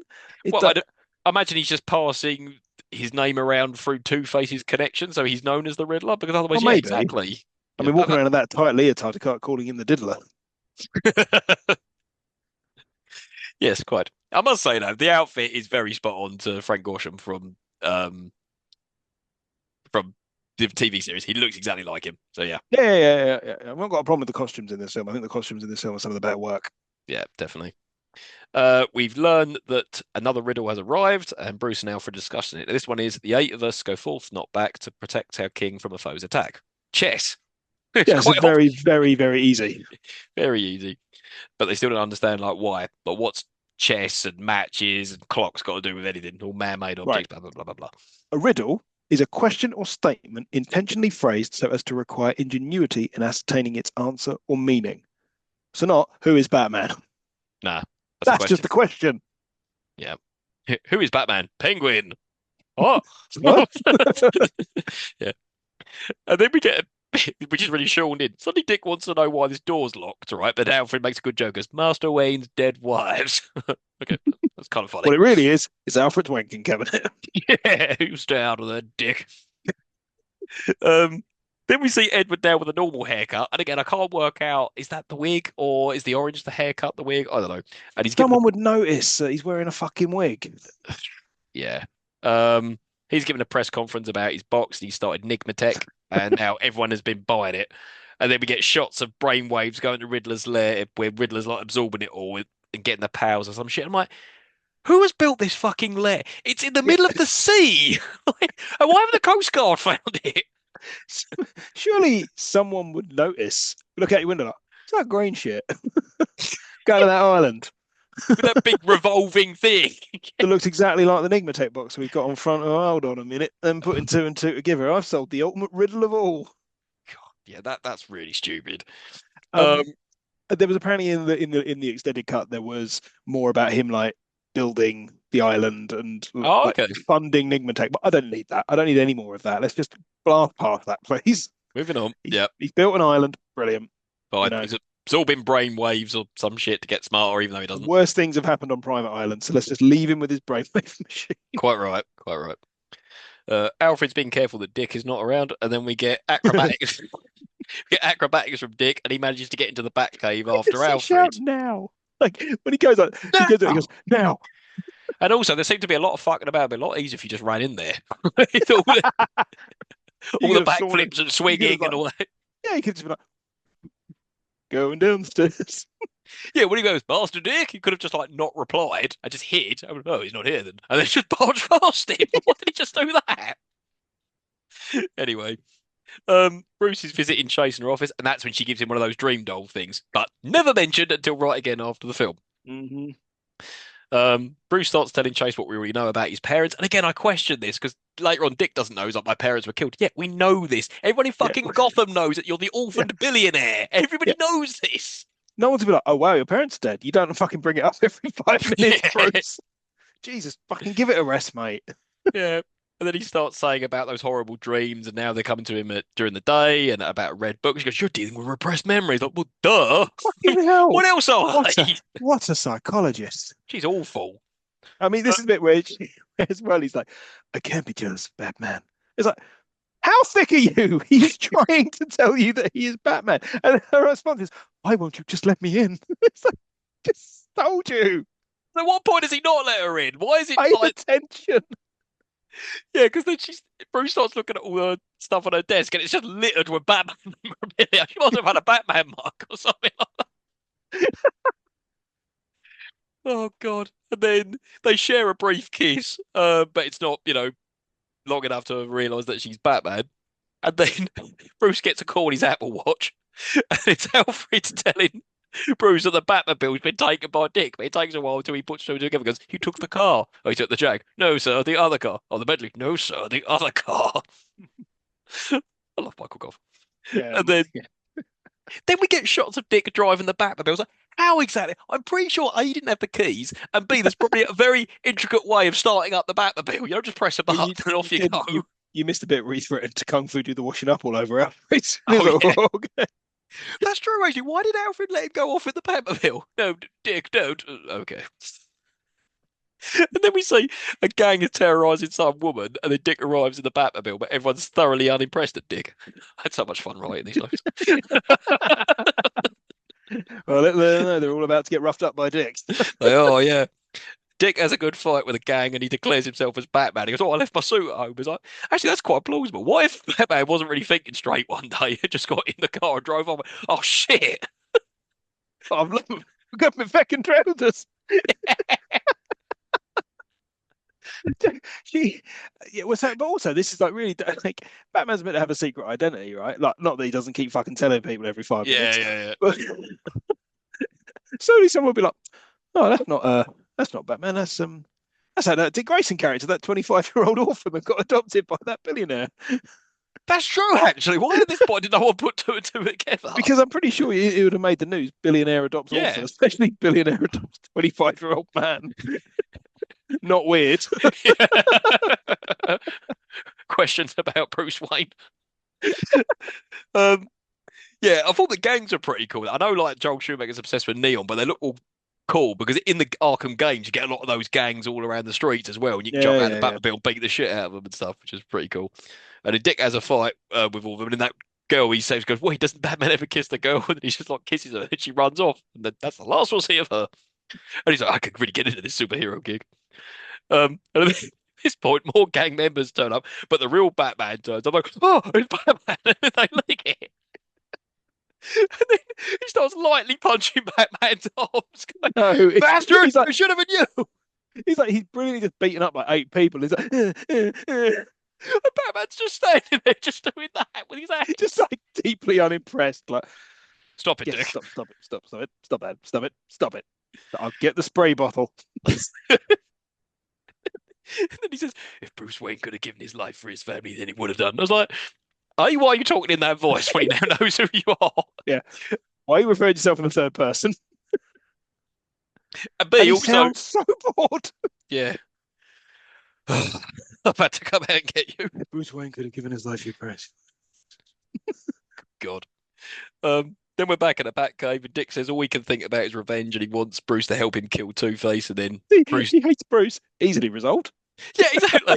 Immediately resolved. And also, when he realised that Bruce was Batman, why was he just happily driving along the Batman like do do do do do do? Like if I was there, I just would have started smashing the Batcave. I would go, "Oh, cunt, that's who you are, is it?" Bang, bang, bang. But no, he doesn't. But No, yeah, you're right. I'd have taken the Batmobile for a ride. I wouldn't have smashed it up. I'd be like, "Oh, awesome. But he's I'm still living really with happy Batman." about it. This man who I've got been my family adopted by killed. At 39 years old, I wouldn't mind if I got adopted by Batman. Yeah, But that's true. yeah, That's pretty cool. Let's go fight crime together. yeah. Yeah, Except I'm 39 and fat. I'm just gonna get hurt really easily. just get shot. I pulled my groin. I'm gonna pull my groin. Getting out the car. It was too low. Um, yeah, he warns. Yeah, you're right. They've all made up. It's fine out. But Bruce warns him that killing Two-Face won't stop anything. And for some reason, Dick doesn't know that Bruce Wayne's family were murdered. Another one who's like, you're not like me. Your family won't kill by some maniac." I go, yeah, they were." Did you not read the news? Dead But my, parents again. but my Stop wife said, bringing "Oh it no, up. but he lives in the circus. He probably lives in his own world." Like, no, come on. Gotham ain't that big. Like, news gets around. Um, he wants them to train him and be partners, but he won't do it. And then for some reason, Bruce and Chase have been invited to Edward's gala party. He's like, why has he invited Bruce? What? Unless he's just doing it to rub his nose in Yeah, it. he's doing it to Yeah, rub his nose in it. Okay, yeah, And this is the bit where she introduces herself to Edward Nygma as Chase Meridian. He goes, "And what a grand pursuit you must be." It's like, yeah, guarantee you that's the only reason she was called that for that line. exactly. Yeah, No other reason to call someone Chase unless you're going to put Chase. a. Ugh. Yeah, terrible pun there. Um, and then Bruce arrives and he suddenly gets all of Edward's attention, which pisses Edward off. And then we learn that Edward's tech stock is doing better than Wayne Enterprises. And then he's unveiling his new box. He's offering a live demo because he's upgraded the box to make you really, really feel like you're part of the show. I was like, didn't the box do that already? But all right, whatever. Um, Edward offers Bruce to go into the machine and try it for himself. And then Edward starts dancing with Chase, like, show me dance. I'm like, So this is it where Bruce goes, "If you can introduce images into the mind, what's to stop you taking images out of the mind?" Well, lots, quite a lot actually. yeah, and he It's doesn't quite even easy answer to that question. introduce. It's quite easy to introduce images into the brain, like TV, Yeah. or eyes. What we can't do, we can't take them out. Yeah. Yep. Drew Barrymore shows how you switch the machine on, and Taking the then battery out. oh, How it's to a turn it glow off. stick. It's a glow stick. How'd you take it out? Battery out. Oh, right, clever. Cool. Clever. You took the battery out. It's like getting a remote control. How'd you turn it off? Hold on. There There you go. you go. Turn the batteries out. Job, Useless. job's a good one. And then Bruce goes in, and she just puts it right back again. You fool. And then the machine goes, "Welcome, Mr. Wayne. Tell me your fantasies. Tell me your mind." And yeah, but then I'm like, why did Edward Nygma do this? Or did he always have a hunch that he was Batman? Perhaps. He just wanted to get back at Bruce Wayne. I think he wants to get back at Bruce Wayne and he wants to get Batman, and he doesn't realize until this point that they're the same person, which seems to But happen quite a lot in Batman. People are like, I that's hate Bruce true. Wayne and I hate Batman. uh, But what did he hope to get out of Bruce Wayne's brain? Just maybe some secrets so he could make even more money, perhaps? I don't yeah, know. probably that. Secrets and he's meant to be like the smartest man in the world, Bruce Wayne. I mean, he's Right. he's easily answering those riddles. Yeah, okay. Certainly not something that a 7-year-old could do. No, definitely not. For some reason, Two-Face and his gang infiltrate the party. I think it's like, you're not going to be Batman quick enough, so they just start smashing his party up. But why? What's And then Edward Nygma has a full-blown conversation with Two-Face in the middle of this. yeah. It's like, if people are like, hold on But a I'm not minute. the Riddler. I'm not a villain, but I'm just gonna have a chat with this man, and he's not gonna in any way intimidate, kill, or beat me up. Yeah. Um, Bruce escapes via the fire escape into Alfred's car to change into the bat suit. Or does he just keep it in the boot sometimes or something? It does look like he's just in the car going shit, shit, shit. And then Batman arrives via the ceiling, and we get that your entrance was good, his was better, which is in the trailer. This is the bit where the crowd, there's that guy in the crowd who goes, Batman, yeah! It's like you. That'd be me, yeah. Yeah, exactly. Batman, You're that yeah! guy. Then we get a big fight with Two-Face's gang, which is kind of cool. The choreographed fight is pretty good in this film, I say. But at this point, Dick asks Alfred for his circus suit. Like, they ain't gonna do shit. If you get shot, you will die. Chase is getting off with Batman, and then she invites him to her place at midnight. Like, right, in amongst all of this, trying to stop the gang, you made time to go and get off with Chase. Why? And why is she invited to her house at midnight? Isn't she with Bruce? Like, make your bloody mind up. Do you want him or do you want Batman? Um, Two-Face and his gang are escaping via scaffolding in the floor, but it's a trap. So Batman falls through a tube into a subway, and then the gang start pumping gas at him, and then Two-Face ignites the gas. But it's fine as Batman's got the heat repellent button pressed on his cape, and it shields him from the flames. What a load of nonsense. He didn't even have that in the Christian Bale ones, and he has a really No. fancy tech in that film. But in the 60s, he had the shark repellent spray. So, Fair, fair. Yeah, okay. Not that's what I too mean. I bad, think this feels a point more like an update from that to this, than a follow-on from the Keaton Batman. Yeah. He just doesn't have the charm or the humour of the TV show, has there? Well, no, but this is the point. Val Kilmer's miscast. Yeah. He Well, I just didn't doesn't mind him have. as Bruce Wayne. I'd hate him as Batman. He seems low energy and bored as both. It works better for Bruce Wayne. It doesn't work Yeah. for Batman. His Batman No. is so low energy, not Yeah. threatening. He just sounds No. like he doesn't want to be there. Exactly. Batman survived that. This is when he get the why can't you just die? And then Two-Face just starts shooting at him. It's like, well, yeah, why didn't you just do that anyway? Why have you Yeah, always got these big elaborate traps for him? Why don't you just get a gun and shoot him? He's got a whole bit on his chin that's unprotected. Yeah, shoot him. And then Batman falls into a load of rubble, but Robin in his circus outfit has saved him. Yay! That's a direct lift from the comics. That Is it?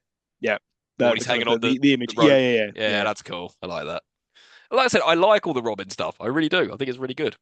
Back at the Batcave, Bruce is angry, even though Robin saved his life, and then he asks, "Should I be called Bat Boy, Nightwing? What's a good name?" I was Yeah. like, well, A, that's a nod, and second of all, Nightwing's a pretty cool name. Why didn't you just go with Yeah. that immediately? You know? Yeah, why start with Robin and become Nightwing later? You should just start with Nightwing. Yeah. Also, he goes, "How about Dick Grayson, college student, or Dick Grayson, 25-year-old man? Who I've adopted. How about Dick Grayson, intern?" Yeah. And then um, Bruce won't let Dick be his partner, but then Dick says he'll follow him no matter what. I was like, oh, okay.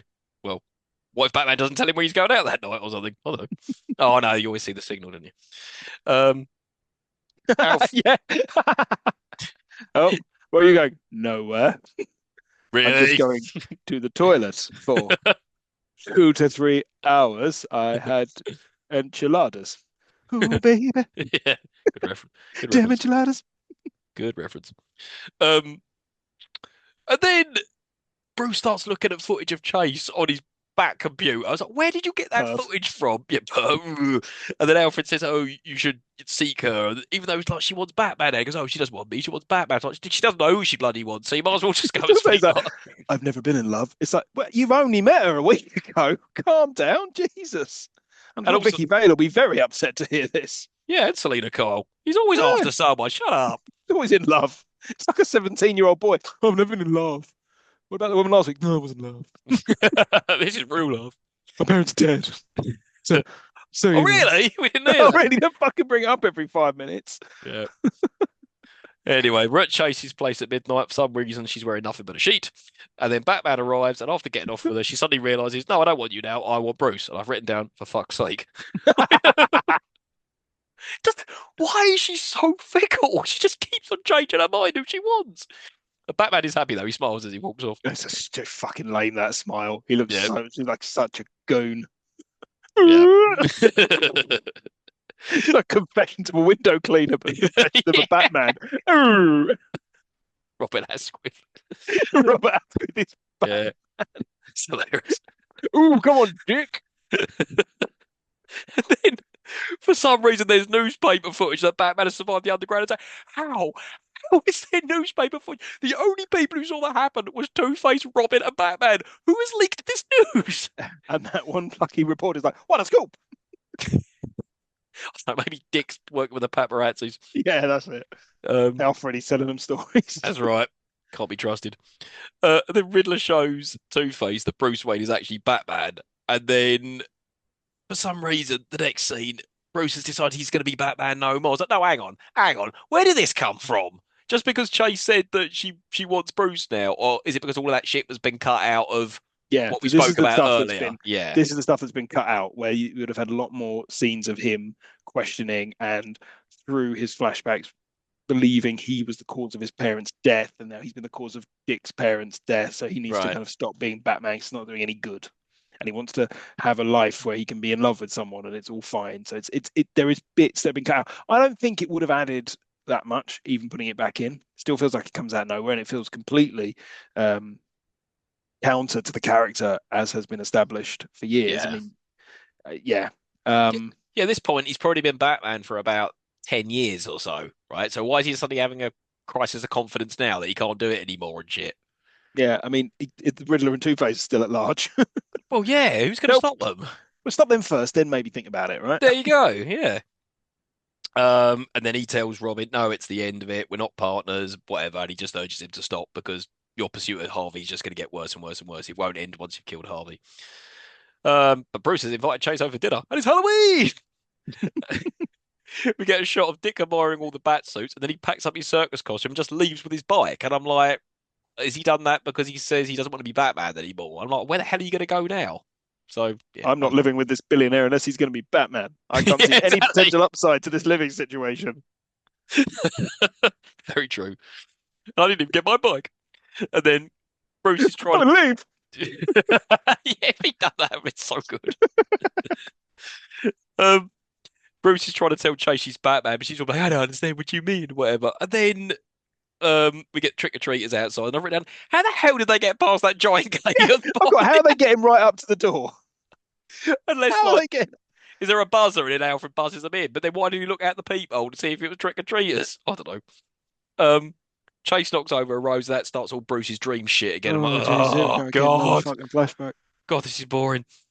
And then at this point, Riddler and Two-Face arrive because once the gates open to let the kids out, they're standing outside and they just act like children and just run inside. I'm like, oh, this is just so childish. Like, Happy Halloween. Um, Bruce stop. Oh God, here he goes. He gets worse as the film goes on. Oh, he does. Yeah. He gets But he gets bigger and bigger. I think he's trying to out ham Jim Carrey. It's yeah, like I don't. believe that. You can't out Jim Just Carrey. leave it alone. Yeah. So yeah, Bruce starts describing that daytime dream and how he ran away with a red book and the day of his parents' funeral and he saw the bat, blah blah blah, and my day would never be the same again, and that's my life would never be the same again. That was the epiphany that he was going to be Batman. Yeah. And then as Chase starts getting off with Bruce, that's when she realizes he's Spider-Man. Sorry, Batman. And then and at this point, Two-Face and Riddler arrive at the front door with masks on and they subdue Alfred. It's like trick or treat. What a trick. I was like, that's quite funny. Quite like that. Um, and then for some reason, the Riddler's cane can open the secret door to the Batcave. Why? Why can it do that? At what point have you established he's made that sort of tech that can open secret doors? You haven't. It, yeah. So he starts fucking shit up by throwing those Riddler bat bombs everywhere. They blow up. Everything blows up like the Batmobile, blows up all of his computers, blows up all of his suits, so that sort of He's thing. doing that. He's walking around just chatting to himself as well. Like, who the fuck is he talking to? No, exactly. Like grabbing his crotch and it's making weird sounds or this sort of thing. It's yeah, it's a really shit scene. Um, Two-Face's gang start fighting with Bruce, and then they inevitably capture Chase. And then at this point, Two-Face keeps on flipping his coin, and then finally he's happy it's tails, so he shoots at Bruce, and it kind of gets him, but doesn't. I'm like, did it like hit the wall or ricochet into his head? And is this the point you said about the Raises his amnesia, head. Yeah, perhaps? yeah. Yeah. Right. So we'll come back to this in a second when we're done with this scene. But yeah, it Okay. kind of grazes his head and down he goes. Yeah, and then he goes down, and then Two-Face like, right, and he points the gun at Bruce, and that's when Riddler goes, no, don't kill him. If you kill him, he won't learn anything. And then Two-Face like, haha, you're right, and leaves like, no, you No, absolutely just hate shooting in the head. Batman. You Shoot in the hate head. him. You've got what you wanted out. Riddler's got all his money and the box. You've got Batman. Just shoot him. What do What you? is... What does he have to learn? It's so the whole thing with the Riddler in the comics is the Riddler is always trying. Well, A, he's compelled to leave riddles behind, but he's also trying to prove that he's smarter than Batman. He Yeah, doesn't necessarily want to beat him physically because he knows that he can't because he's not a physical specimen. What he thinks he can do is beat him intellectually. So he's always setting these riddles because he wants to beat Batman. yeah. And maybe this is a nod to that, but you've already beaten him. You've worked out who he is. You've invaded his home. You've kidnapped his girlfriend. What more is there to do? Yeah, just like Two-Face How are shoot you him. going to? Yeah, how are you going to embarrass him? Like anyway, Well, I don't know. It's because he wants him to learn that I'm Edward Nigma. So yeah, he's left him the final riddle, which is the tennis court one to it, where five little items, all of one sort. You'll find us all in a tennis court. Was it yeah. eight little, eight or five? Five, Five, five, five. five, five, five. There are only five vowels, Stu. Yeah, I know. Catch up. I'm very tired. I'm very tired. Um, Um, right. So yeah, this is the bit with the right. So he wakes up yeah. after they Alfred take wakes him Chase. up. Yeah. In the original cut, he had a form of amnesia, so he didn't remember he was Batman. Oh God, that's really He late in the goes film to start doing all that. right. He goes down into the Batcave. The Batcave's been destroyed. Alfred's like, too bad they didn't know about the cave beneath the cave. And they go down, which is where the Batwing and the Batboat are being stored. Right, 'cause Hence that's the why they question I didn't had get later. blown up. Right. In the cave beneath the cave, it's the cave where he'd fallen to as a child in his flashback with the red book where he'd encountered the giant bat. He re-encounters the giant bat again, which reminds him that he is Batman and about who he is and blah, blah, blah, blah. And then he decides to take up the role of being Batman again. He also, just to really fuck with it, finds the red book. The red book is his dad's diary. Ah. And what it doesn't say is Bruce made us go to the cinema. It said, we want to go to the cinema, so Bruce's thing will have to wait till next week. So it was his parents' choice to go to the cinema. So he Mm. wasn't responsible for their deaths, which I think is counterintuitive because if he's not responsible for their deaths, then why is he Batman? I Well, thought the guilt was why he did it. And then I yeah, was like, yeah. oh, I'm not responsible. I choose to be Batman. It's like, that's just shit. Yeah. It's But is he, unnecessary fucking nonsense. but then is he remembering it wrong that they went to the cinema because of him? They went Or to cinema. Yeah, he's remembered it wrong. And then when he oh, finds the okay. book, which he had lost from his memories, in the book it reveals that his dad had written in the diary that Got it. it was his decision to go to cinema on that night for whatever reason. Fine. But all of that shit's cut out. All that shit's cut out. So you just kind of getting I'm not going to be Batman. Oh, I've been shot in the head. All right. But I'm all right again now. Fine. Um, we get to the Riddler's lair. Chase is all tied up, and Riddler's wearing that fancy jacket that helps him when he's jogging at night. And then that's when we get the Batman, Batman, you say, coming for you. I'm I counting love on that. it. I love that line reading. I've always loved So that. I good. still loved it. Yeah. Whackman, whackman, okay. It's really funny. Absolutely brilliant. Yeah, that's another one of those lines that'll always stick with me.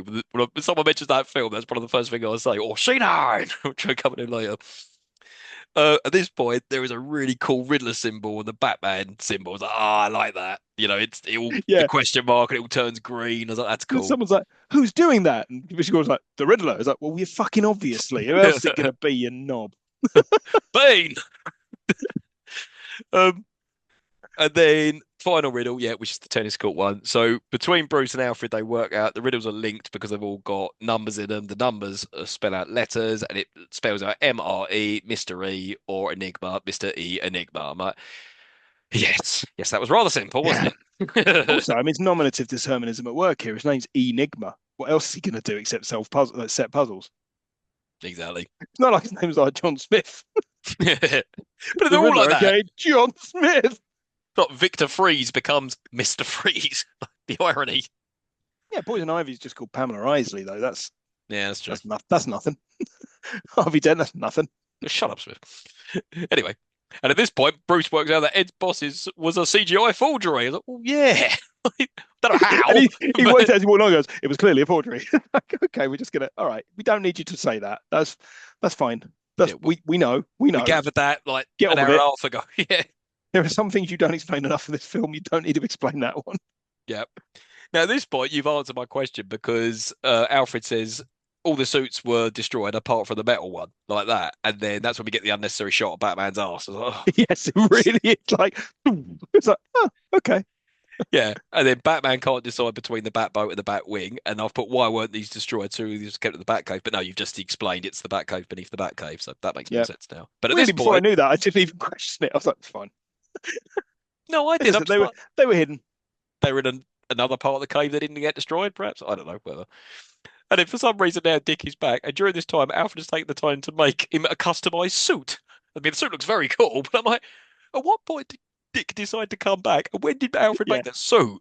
Well, I mean, he's run away and he just come back again. There's no drama. He just No, hello, I'm back. none, no. And at some point during that, Alfred had time to measure Dick. Nice one. Just annoyed I didn't think of that. Yeah, and then Dick declares himself as Robin, and then they said, "Oh, we can finally be partners." And I actually like that bit, but not just a friend, a partner. And then they shake hands. Like, oh, okay, that was cool. I like He's that. like, I can't promise I won't kill him. All right. Yeah, well, this whole time he's like, "No, don't do it." He was like, "No, no, a man's got to make Yeah. his own destiny or Fine, something you like know that." what? Yeah, Mate, you do what you want to do. it's fine, fine, I ain't got time. I've got to rescue Chase. You just, you want to kill him, just I'll be somewhere else. exactly. Robin goes off in the Batboat and Batman in the Batwing, and Commissioner Gordon's about to give up all hope when Batman flies by. He gives a big thumbs up, and Commissioner So Gordon goes, stupid. and then shakes hands with some cop for some reason. Fucking Commissioner Gordon is so useless in this film. He doesn't do anything. Bumbling Also, clown. when Robin leaves on the Batboat comes out halfway up a cliff. Yeah, What is that? I don't know. That is a huge design flaw. Yep, absolutely. I had the Batwing toy, and if you took off the wings, it could act as the Batboat. So it was like, we don't need to sell two toys; you can just make one. Or by two. Or buy two. Yeah. Um, yeah. At this point, Riddler and Two-Face have figured that they'll come by boat, so they start playing Battleship. Like, why? How did you know they were going to come by boat? And then they're trying to blow up the mines in the water, and that's when Two-Face is like, "Shayna!" Yeah, And that which great line. if you ever play battleships against me, I will always use Yes, that. I will always. always say it, and I will always say it in that voice. Absolutely. That blows up the Batboat, but Robin parachutes out just in time. And for some reason, Two-Face's gang are already in the water, a lot of underwater, going, come and get Robin. They look so shit. It's just They like, do. it's like slowly approaching. Um, and then Riddler's box thing from the lair zaps the Batwing, and that crashes in the water, but that turns into a boat of its own. And then But now Batman, he's trying to kill him. yeah, like, because he's worked out who he is now, so he's like, fine, I can just kill him now. I don't know. Batman nets Two-Face's gang, and then Batman and Robin arrive at the lair. And then that's when we get the holy rusted metal Batman. I'm like, oh, that's a really shit joke. Terrible nod. I didn't mind that. I didn't mind it. What I really hated was Val Kilmer's response. Is like, "Holy rusted metal, Batman. What? It's metal. It's rusted full of holes. Oh." Yeah, that's literally what he says. He literally goes, "Oh, all right, whatever." And at this point, they started calling each other Batman and Robin. He goes, no, Robin, come back. I was like, why are you calling him Robin? Why? What the... There's nobody else around. Dick. Dick and Bruce. Yeah, and then Batman and Robin are separated because the whole island's moving. And then Batman makes his way inside and starts climbing up a ladder and a shaft. And then that's when Robin and Two-Face start having a fight on the rocks. And then Two-Face looks like he's about to fall off. He gets on this whole big soliloquy about, oh, justice has finally been served. I'll see you in hell.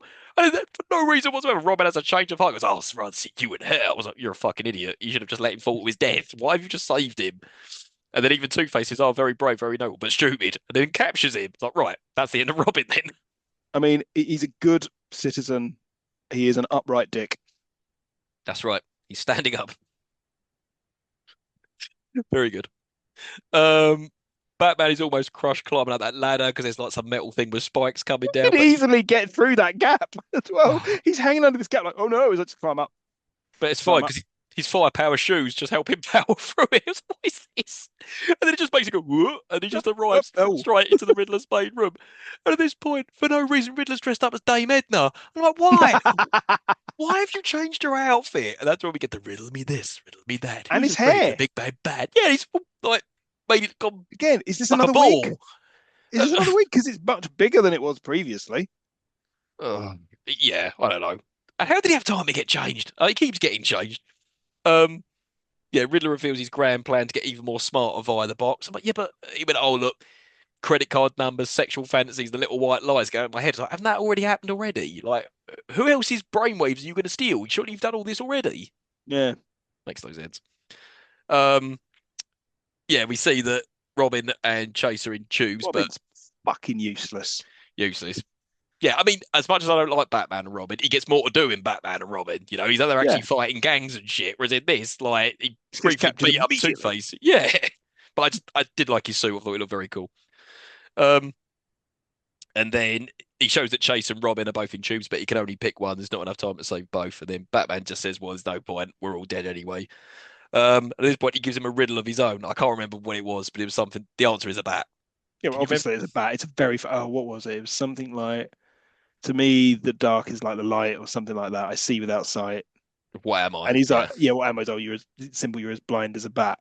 It's like, exactly. It's like, what? and then he throws that batarang at the box thing above, and it blows up all the rays, and they all go into his head, like making go really shit CGI. And I was like, and that's made him gone mad, I guess. Yeah, I think so. Too much. I think it's the same plot point they use at the end of Indiana Jones and the Kingdom of the Crystal Skull. Oh, I've blocked that movie out. So then Batman then dives down one of those holes, and by some miracle, he's able to save both Chase and Robin. I was like, how? I thought the whole point by design was he could only save one. So I don't know. So that just goes to shit. Hilarious thing is, and somehow Two-Face has managed to get down the hole before all of them, even though Batman has glided down. Like, how? How has he managed to get down? Because he runs off just before like um the box thing exploded, right? He runs off with sugar and spice, but he's managed to get down the bottom of that hole. No, he's not down the bottom. He's at the top. So Batman rescues them and comes back up to the top. Hence Right. Got it. Because otherwise, Two-Face would shortly fall to his death from about 2 feet up. That's true. Oh, there you go. All right, fine. Although, let's say you can die falling 2 feet. Hit Yeah. your head or something. Well, there you go. At this point, he's like, right, I'm going to kill you. And then Batman says, oh, you're forgetting something horrible in your coin. You're always in two minds about everything. He goes, oh, yeah, you're right. As he goes to flip his coin, Batman, for some reason, has got a handful of identical coins with him, just in case this situation ever came up. Well, throws them all at You Harvey. would. You would. If you were up against Two-Face, just do that. He's fucked. But In why- any situation, he'd be scrambling around on the floor trying to find his coin. He wouldn't be able to do anything. I don't know, I just found it funny. Like, he's got the batarang, he's got his grapple gun, he's got all this other shit in his belt, and then the side compartment with a load of coins in it. When Batman walks on, why is he like jingle, jingle, jingle, jingle, jingle with like coins? Is that Santa Claus? No, that's Batman with a pocket full of coins. Oh, yeah. So yeah, he throws all the coins up. Two-Face can't catch his coin, then it plummets to his death. Now, for some reason, I always used to think that was acid he falls into at the end. It's not. It's just water. So it's just he No, fell you to might his be death. mixing it with the end of Masters of the Universe. I'll be back. But yeah, Also, I'll be back. Also, it's like Batman was like, you shouldn't kill him. I mean, I'll do it, but you shouldn't. yeah. And then Robin sort of looks sort of happy, but part of me was like, oh, I wanted to do that. So yeah, he's off, Batman.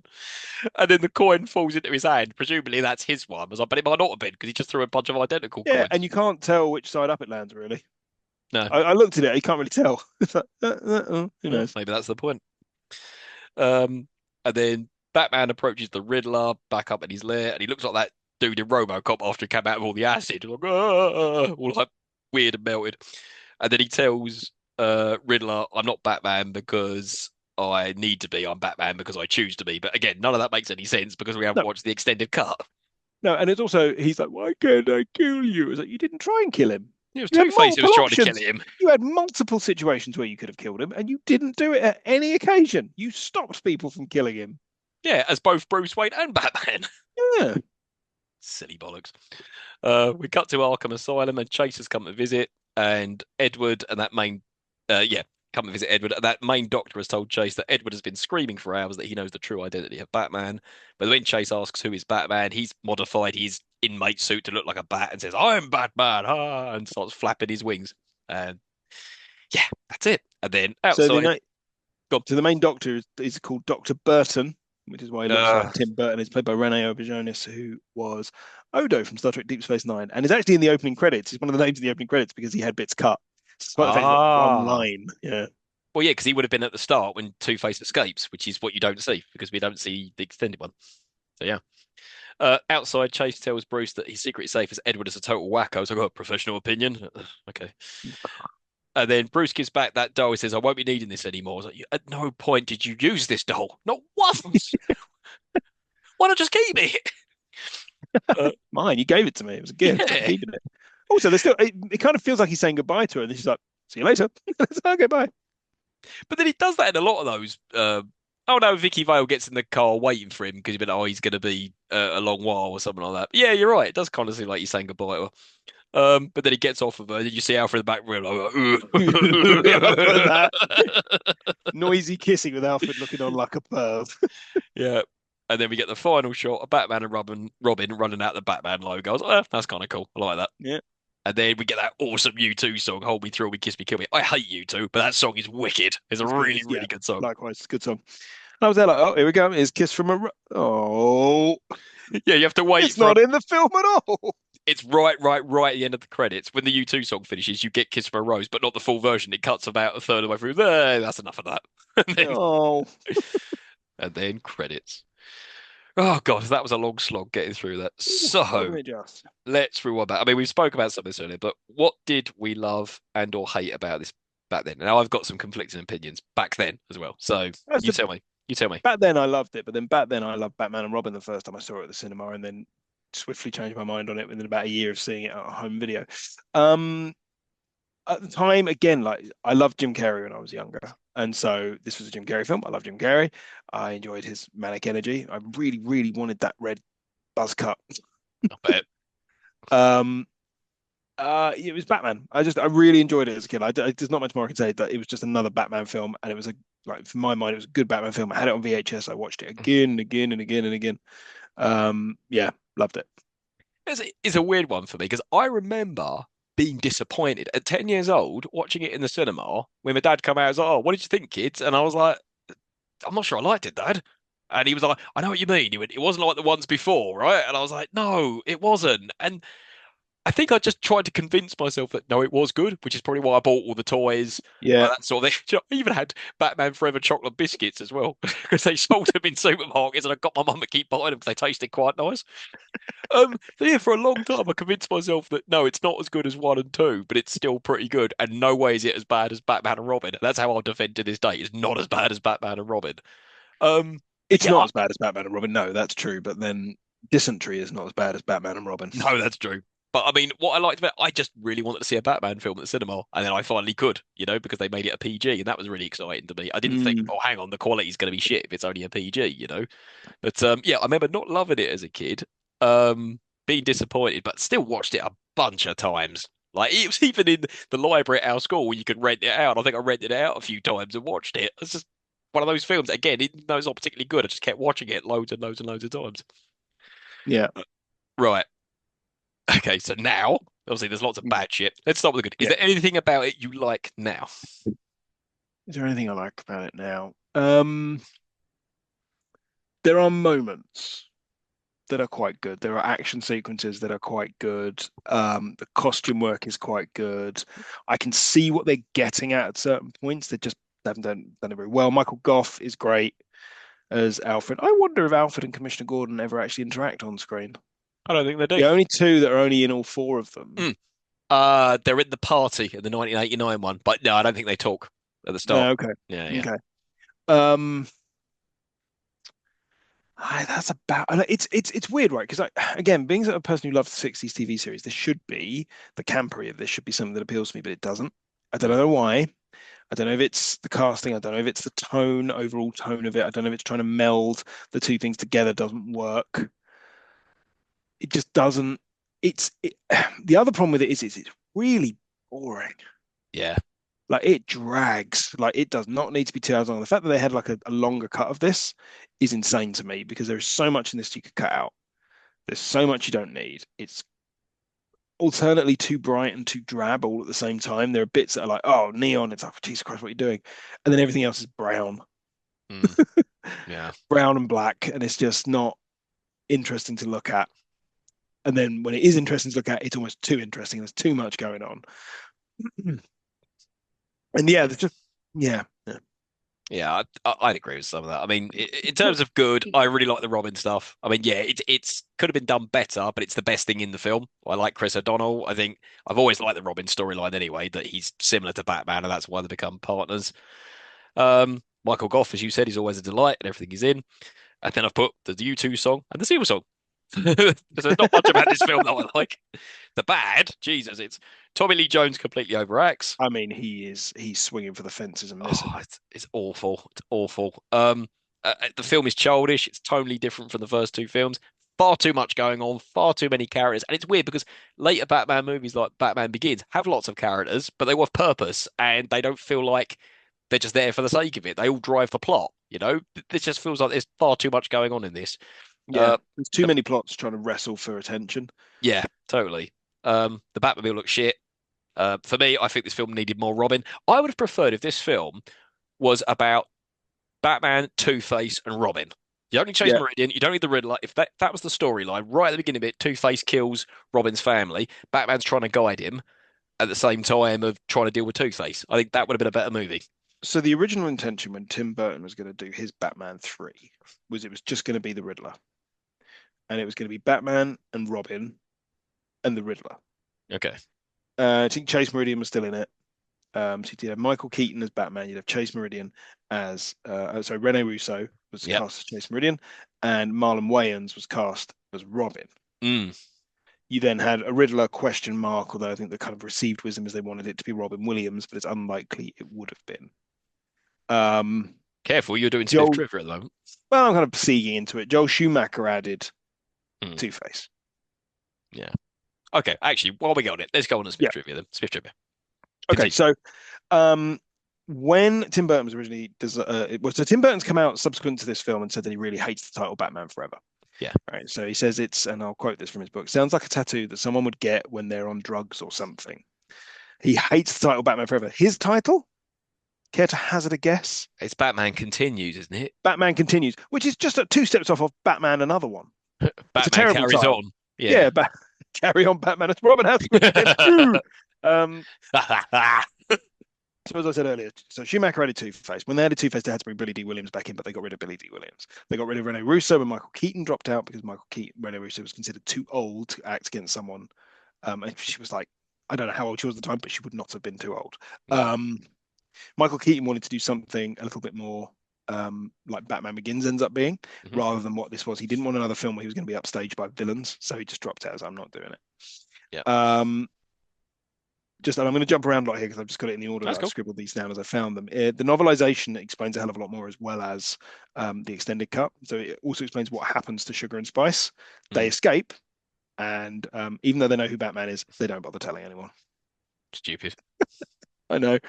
The set was not a happy place. Schumacher and Val Kilmer fell out massively. Schumacher has been quoted as saying that Val Kilmer did him two great things as Batman. One was agreeing to be Batman, and two was giving him a reason to never have him as Batman again. Yep. Although subsequently Kilmer's come out and said he quite liked doing the film and he enjoyed it. He enjoyed his time being Batman. But you can fucking tell his face. Well, yeah. Um, we've touched on a lot of the deleted scenes already. So the reason I question why this was a sequel is because apparently Schumacher originally didn't want to do a sequel. He wanted to do Batman Year One. He wanted to Mm, go back to the beginning and explain where Batman came from. So never really got to do that. In terms of who else was potentially cast, and there are huge lists. It's one of those things I've always thought, right? When it says this person was considered, I mean, we can consider whoever the fuck you want. yeah, exactly. Well, I'm considering Robert De Niro to play me in the story of my life. Don't mean he's going to fucking do it. Exactly. Um, as we know that, they wanted Robin Williams as the Riddler originally. He turned it down, or at least never considered entering into conversation with them because he'd been used as bait to get Jack Nicholson as the Joker, and he was like, "I'm not doing it. I'm not doing it." Marlon Wayans was cast as Robin and got paid quite a lot of money to not be in the film because Joel Schumacher didn't want a black Robin; he wanted a white Robin. So, but he had an option in his contract where they had to pay him regardless. So he got paid basically, however much you'd get paid for the kind of thing to sit at home and do nothing, which is a Mm. really nice kind of way to earn money. Um, the other people that are like rumored for some of these as Mel Gibson as Two Face, Al Pacino, Nicolas Cage, Willem Dafoe, Riddler, Steve Martin was Mm. apparently offered it, John Malkovich, Jeff Goldblum, Kelsey Grammer. I don't believe any of it. I see these things. I don't Yeah. believe them. Robin is the longest list, like Marlon Wayans, Leonardo DiCaprio, Danny Dyer. Really? Yeah, apparently. No. Ben Affleck, Hugh McGregor, Alan Cumming, Mark Wahlberg, Jude Law, Corey Haim, Corey Feldman, and Toby Stevens. There's a hell of a list of people there. Yeah. That's just every name someone wrote down on a blackboard. Um, Chase Meridian was say Rennie Russo was originally cast, but then they also considered Linda Hamilton, Sandra Bullock. I don't see any of this. Batman, Ethan Hawke, Mm. William Baldwin, Alec Baldwin, Daniel Day Lewis. Can't see that. Gonna Yeah, yeah. Ray Fiennes be shit. Tom Hanks apparently is on the list. That's terrible. I read years later after Batman and Robin, there was meant to be a film called Batman Triumphant, and they were going to replace Batman again with Kurt Russell. But I don't know So how. that I would have watched, but I'll watch anything with Yeah, Kurt Russell Kurt in it. Russell's awesome. So yeah, also famously, Tommy Lee Jones hated Jim Carrey. Absolutely hated him. He only signed on to do the movie because apparently Two Face was his son's favorite character, and he was something he wanted his kids to watch, which is the excuse people always use for this shit when they're embarrassed by it afterwards. There was, Mm. "Oh, I only did it for my kids. I did it so my kids had something to watch that I was in." Um, so he about the famous story is where Jim Carrey goes to a restaurant, sees Tommy Lee Jones there, and Tommy Lee Jones goes up to Jim Carrey. And this is the day before they film the scene where they're in the layer together, and Mm. he just gets real close to him and he says, "I despise you. I hate you. I cannot sanction your buffoonery," Wow. and then lets him go. Um, which is weird when you consider what Tommy Lee Jones is doing in this film is far worse than anything Jim Carrey's doing. This is like the Jim Carrey performance of the three films that we've watched with Jim Carrey that I hate the least. Yeah, exactly. And I've read also And Jim I don't Carrey love was it. at no, but it's not the most annoying thing in the film. And apparently Jim Carrey was one of the most professional people on the set. He wasn't the one acting like children like Val Kilmer or Tommy Lee Jones. Like he was, Yeah, which is weird because when he was on the set of like Man on the Moon, apparently he was fucking insufferable. But yeah, apparently yeah. this he was Well, just I nothing couldn't but a imagine. gentleman. Yeah, and him and Nicole Kidman became lifelong friends, um, following the rest of the film. So, mixed bag. Um, Tim Burton fell out with the studio. So this was kind of point towards the power that McDonald's wields is that McDonald's wanted a friendlier, the studio and McDonald's both wanted a friendlier, kid-friendlier film to put Mm. out as the third one, and Tim Burton was never going to give them that. So they basically gave him no option but to walk away, and it was partially pushed because of the debacle of the Happy Meal for Batman Returns, which by all accounts in the US, I'm not sure if it's the same in the UK, but in the US were pulled from the shelves before the film had finished its course because parents were complaining that this was not a film for children, which it is not a film for No, children, it's Batman not. Returns at all. It's a great film, and I know I like it more than you do, but um, Oh no, I really it, enjoy it. I just preferred 89. um, yeah, I don't. I think I prefer Batman Returns. Okay, each to their own. Um, but yeah, so that's how we ended up with the Batman universe we ended up in with Joel Schumacher doing his thing. Um, it only gets worse from here. Yeah, it does. But I don't think we'll ever cover Batman and Robin because this was enough. So yeah, this leads on nicely. The final verdict. Does it hold up? Why are you No, contemplating this, Smith? No, no. Well, no, it because doesn't. It doesn't. there's It doesn't. no, it doesn't. It's terrible. It's You terrible. can't. You said, oh, if you put the lens on it, the 1960. No, no, you can't polish a turd. It's just not good. It's not I good. might go back and watch some episodes of the '60s one now just to kind of cheer myself up a bit because Yeah. I loved this film when I was younger. I really did, and I knew going in because I have seen it as an adult, Mm. not recently, but I have seen it, and I haven't enjoyed it. And I went into this knowing that I was going to hate it. And it's weird though because there are bits of it like it's boiling acid or Batman, you say that have stuck with me. Yeah, me too. Like they are buried in my brain. Um, but God, no, this is not enjoyable. No. And you know what? Just before we move on to next episode's nomination, like a final point, I was discussing this with a friend the other day. And he said it almost feels like the Batman saga series, whatever, needs to go back to a film like this because the last few films, it's been such brooding, dark Batman. It's just the same old shit. It almost feels like you need to have fun Batman again. Because I know Lego Batman did that, but maybe they need to Mm. come back to something like this. Maybe not as terrible as this was, but just something a bit more light-hearted. I mean, with the tech that we've got now, you could do a light-hearted Batman film, right? Yeah. And you could do some of the more fantastical villains. I mean, you can't do Clayface in brooding live action, but you could do Clayface as a kind of silly, campy Batman film live Mhm. action now. You Yeah. could do a silly version of the Riddler. You could do, I mean, I'd leave Two Face. Two Face doesn't work in Yeah. that context. Two Face is more serious. You could do Killer Croc in a, Yeah. in Killer a, Croc is what I want to see on the screen, definitely. or Mr. Freeze. You're never like they keep saying that Mr. Freeze is going to be the villain in the next No, Robert Pattinson one. I said, no, he's how? fucking not. It's How's that never going to gonna work. work? Even when they tried doing it in Gotham and Sirius, it was shit. So just like, just Yeah. don't. He's a silly villain, you know? Right then. Okay. That's an end of Batman. So, next episode's nomination. Now, the next episode we do will be a Christmas episode. So, if you remember last year, we did Santa Claus the movie, which was picked by Smith. So, this year, it's my turn to pick the Christmas movie. So, Smith, what is your favorite Christmas movie? Um, Muppets Christmas Carol. Oh, that won't work at all. What's your favorite Christmas movie about a family? It's a Wonderful Life. Oh, yeah, that is really good, actually. But no, no. What's your favorite Christmas film about a family that stars Chevy Chase? That's a trick question. Sure, I have no favorite films about a family starring Chevy Chase. That's right. It's National Lampoon's Christmas Vacation. I hate Chevy Chase. Smith, everyone hates Chevy Chase. Even Chevy hates Chevy Chase. That's not It is- true. Chevy Chase loves Chevy Chase. He shouldn't. No, he's a Yeah, turd. yeah, he is. Oh my So, God. next episode, our Christmas episode, we'll be discussing National Lampoon's Christmas Vacation. Why are you So, ruin Christmas for me, Stu? I know. Well, you ruined it for me Why? last year with Santa Claus the movie, but anyway, How dare you? How dare you? uh, It's a delight. It's a seasonal classic. you said it didn't hold up. No, Yeah, it doesn't. It's a pile of shit, but I it still is. watch it every year. Yeah, I do too. This I don't watch this one every year. No, no, I'm not going to watch this for a good long while. Right. Anyway, just want to get out of here. I want to plug our socials. So you can reach us on email at itdoesn'tholduppodcast@gmail.com or on Instagram at itdoesn'tholduppodcast or on Twitter or X as it's now known at Doesn't Hold Up Pod. We are on YouTube at It Doesn't Hold Up Podcast and we are on Spotify, Apple Podcasts and all other good places you listen to podcasts. Please give us a good review on all your podcast platforms. And remember, we welcome all suggestions for things for us to cover. So Smith, is there anything further you'd like to say on Batman Forever before we get out of here? Yes, Stu. Is Mm. isn't who is the Batman the greatest riddle of all? No, no, it isn't. It's a question. It's not a riddle. Yeah, agreed. And I just want to say, if you're out in your car and you're hungry, just make sure you get drive-through.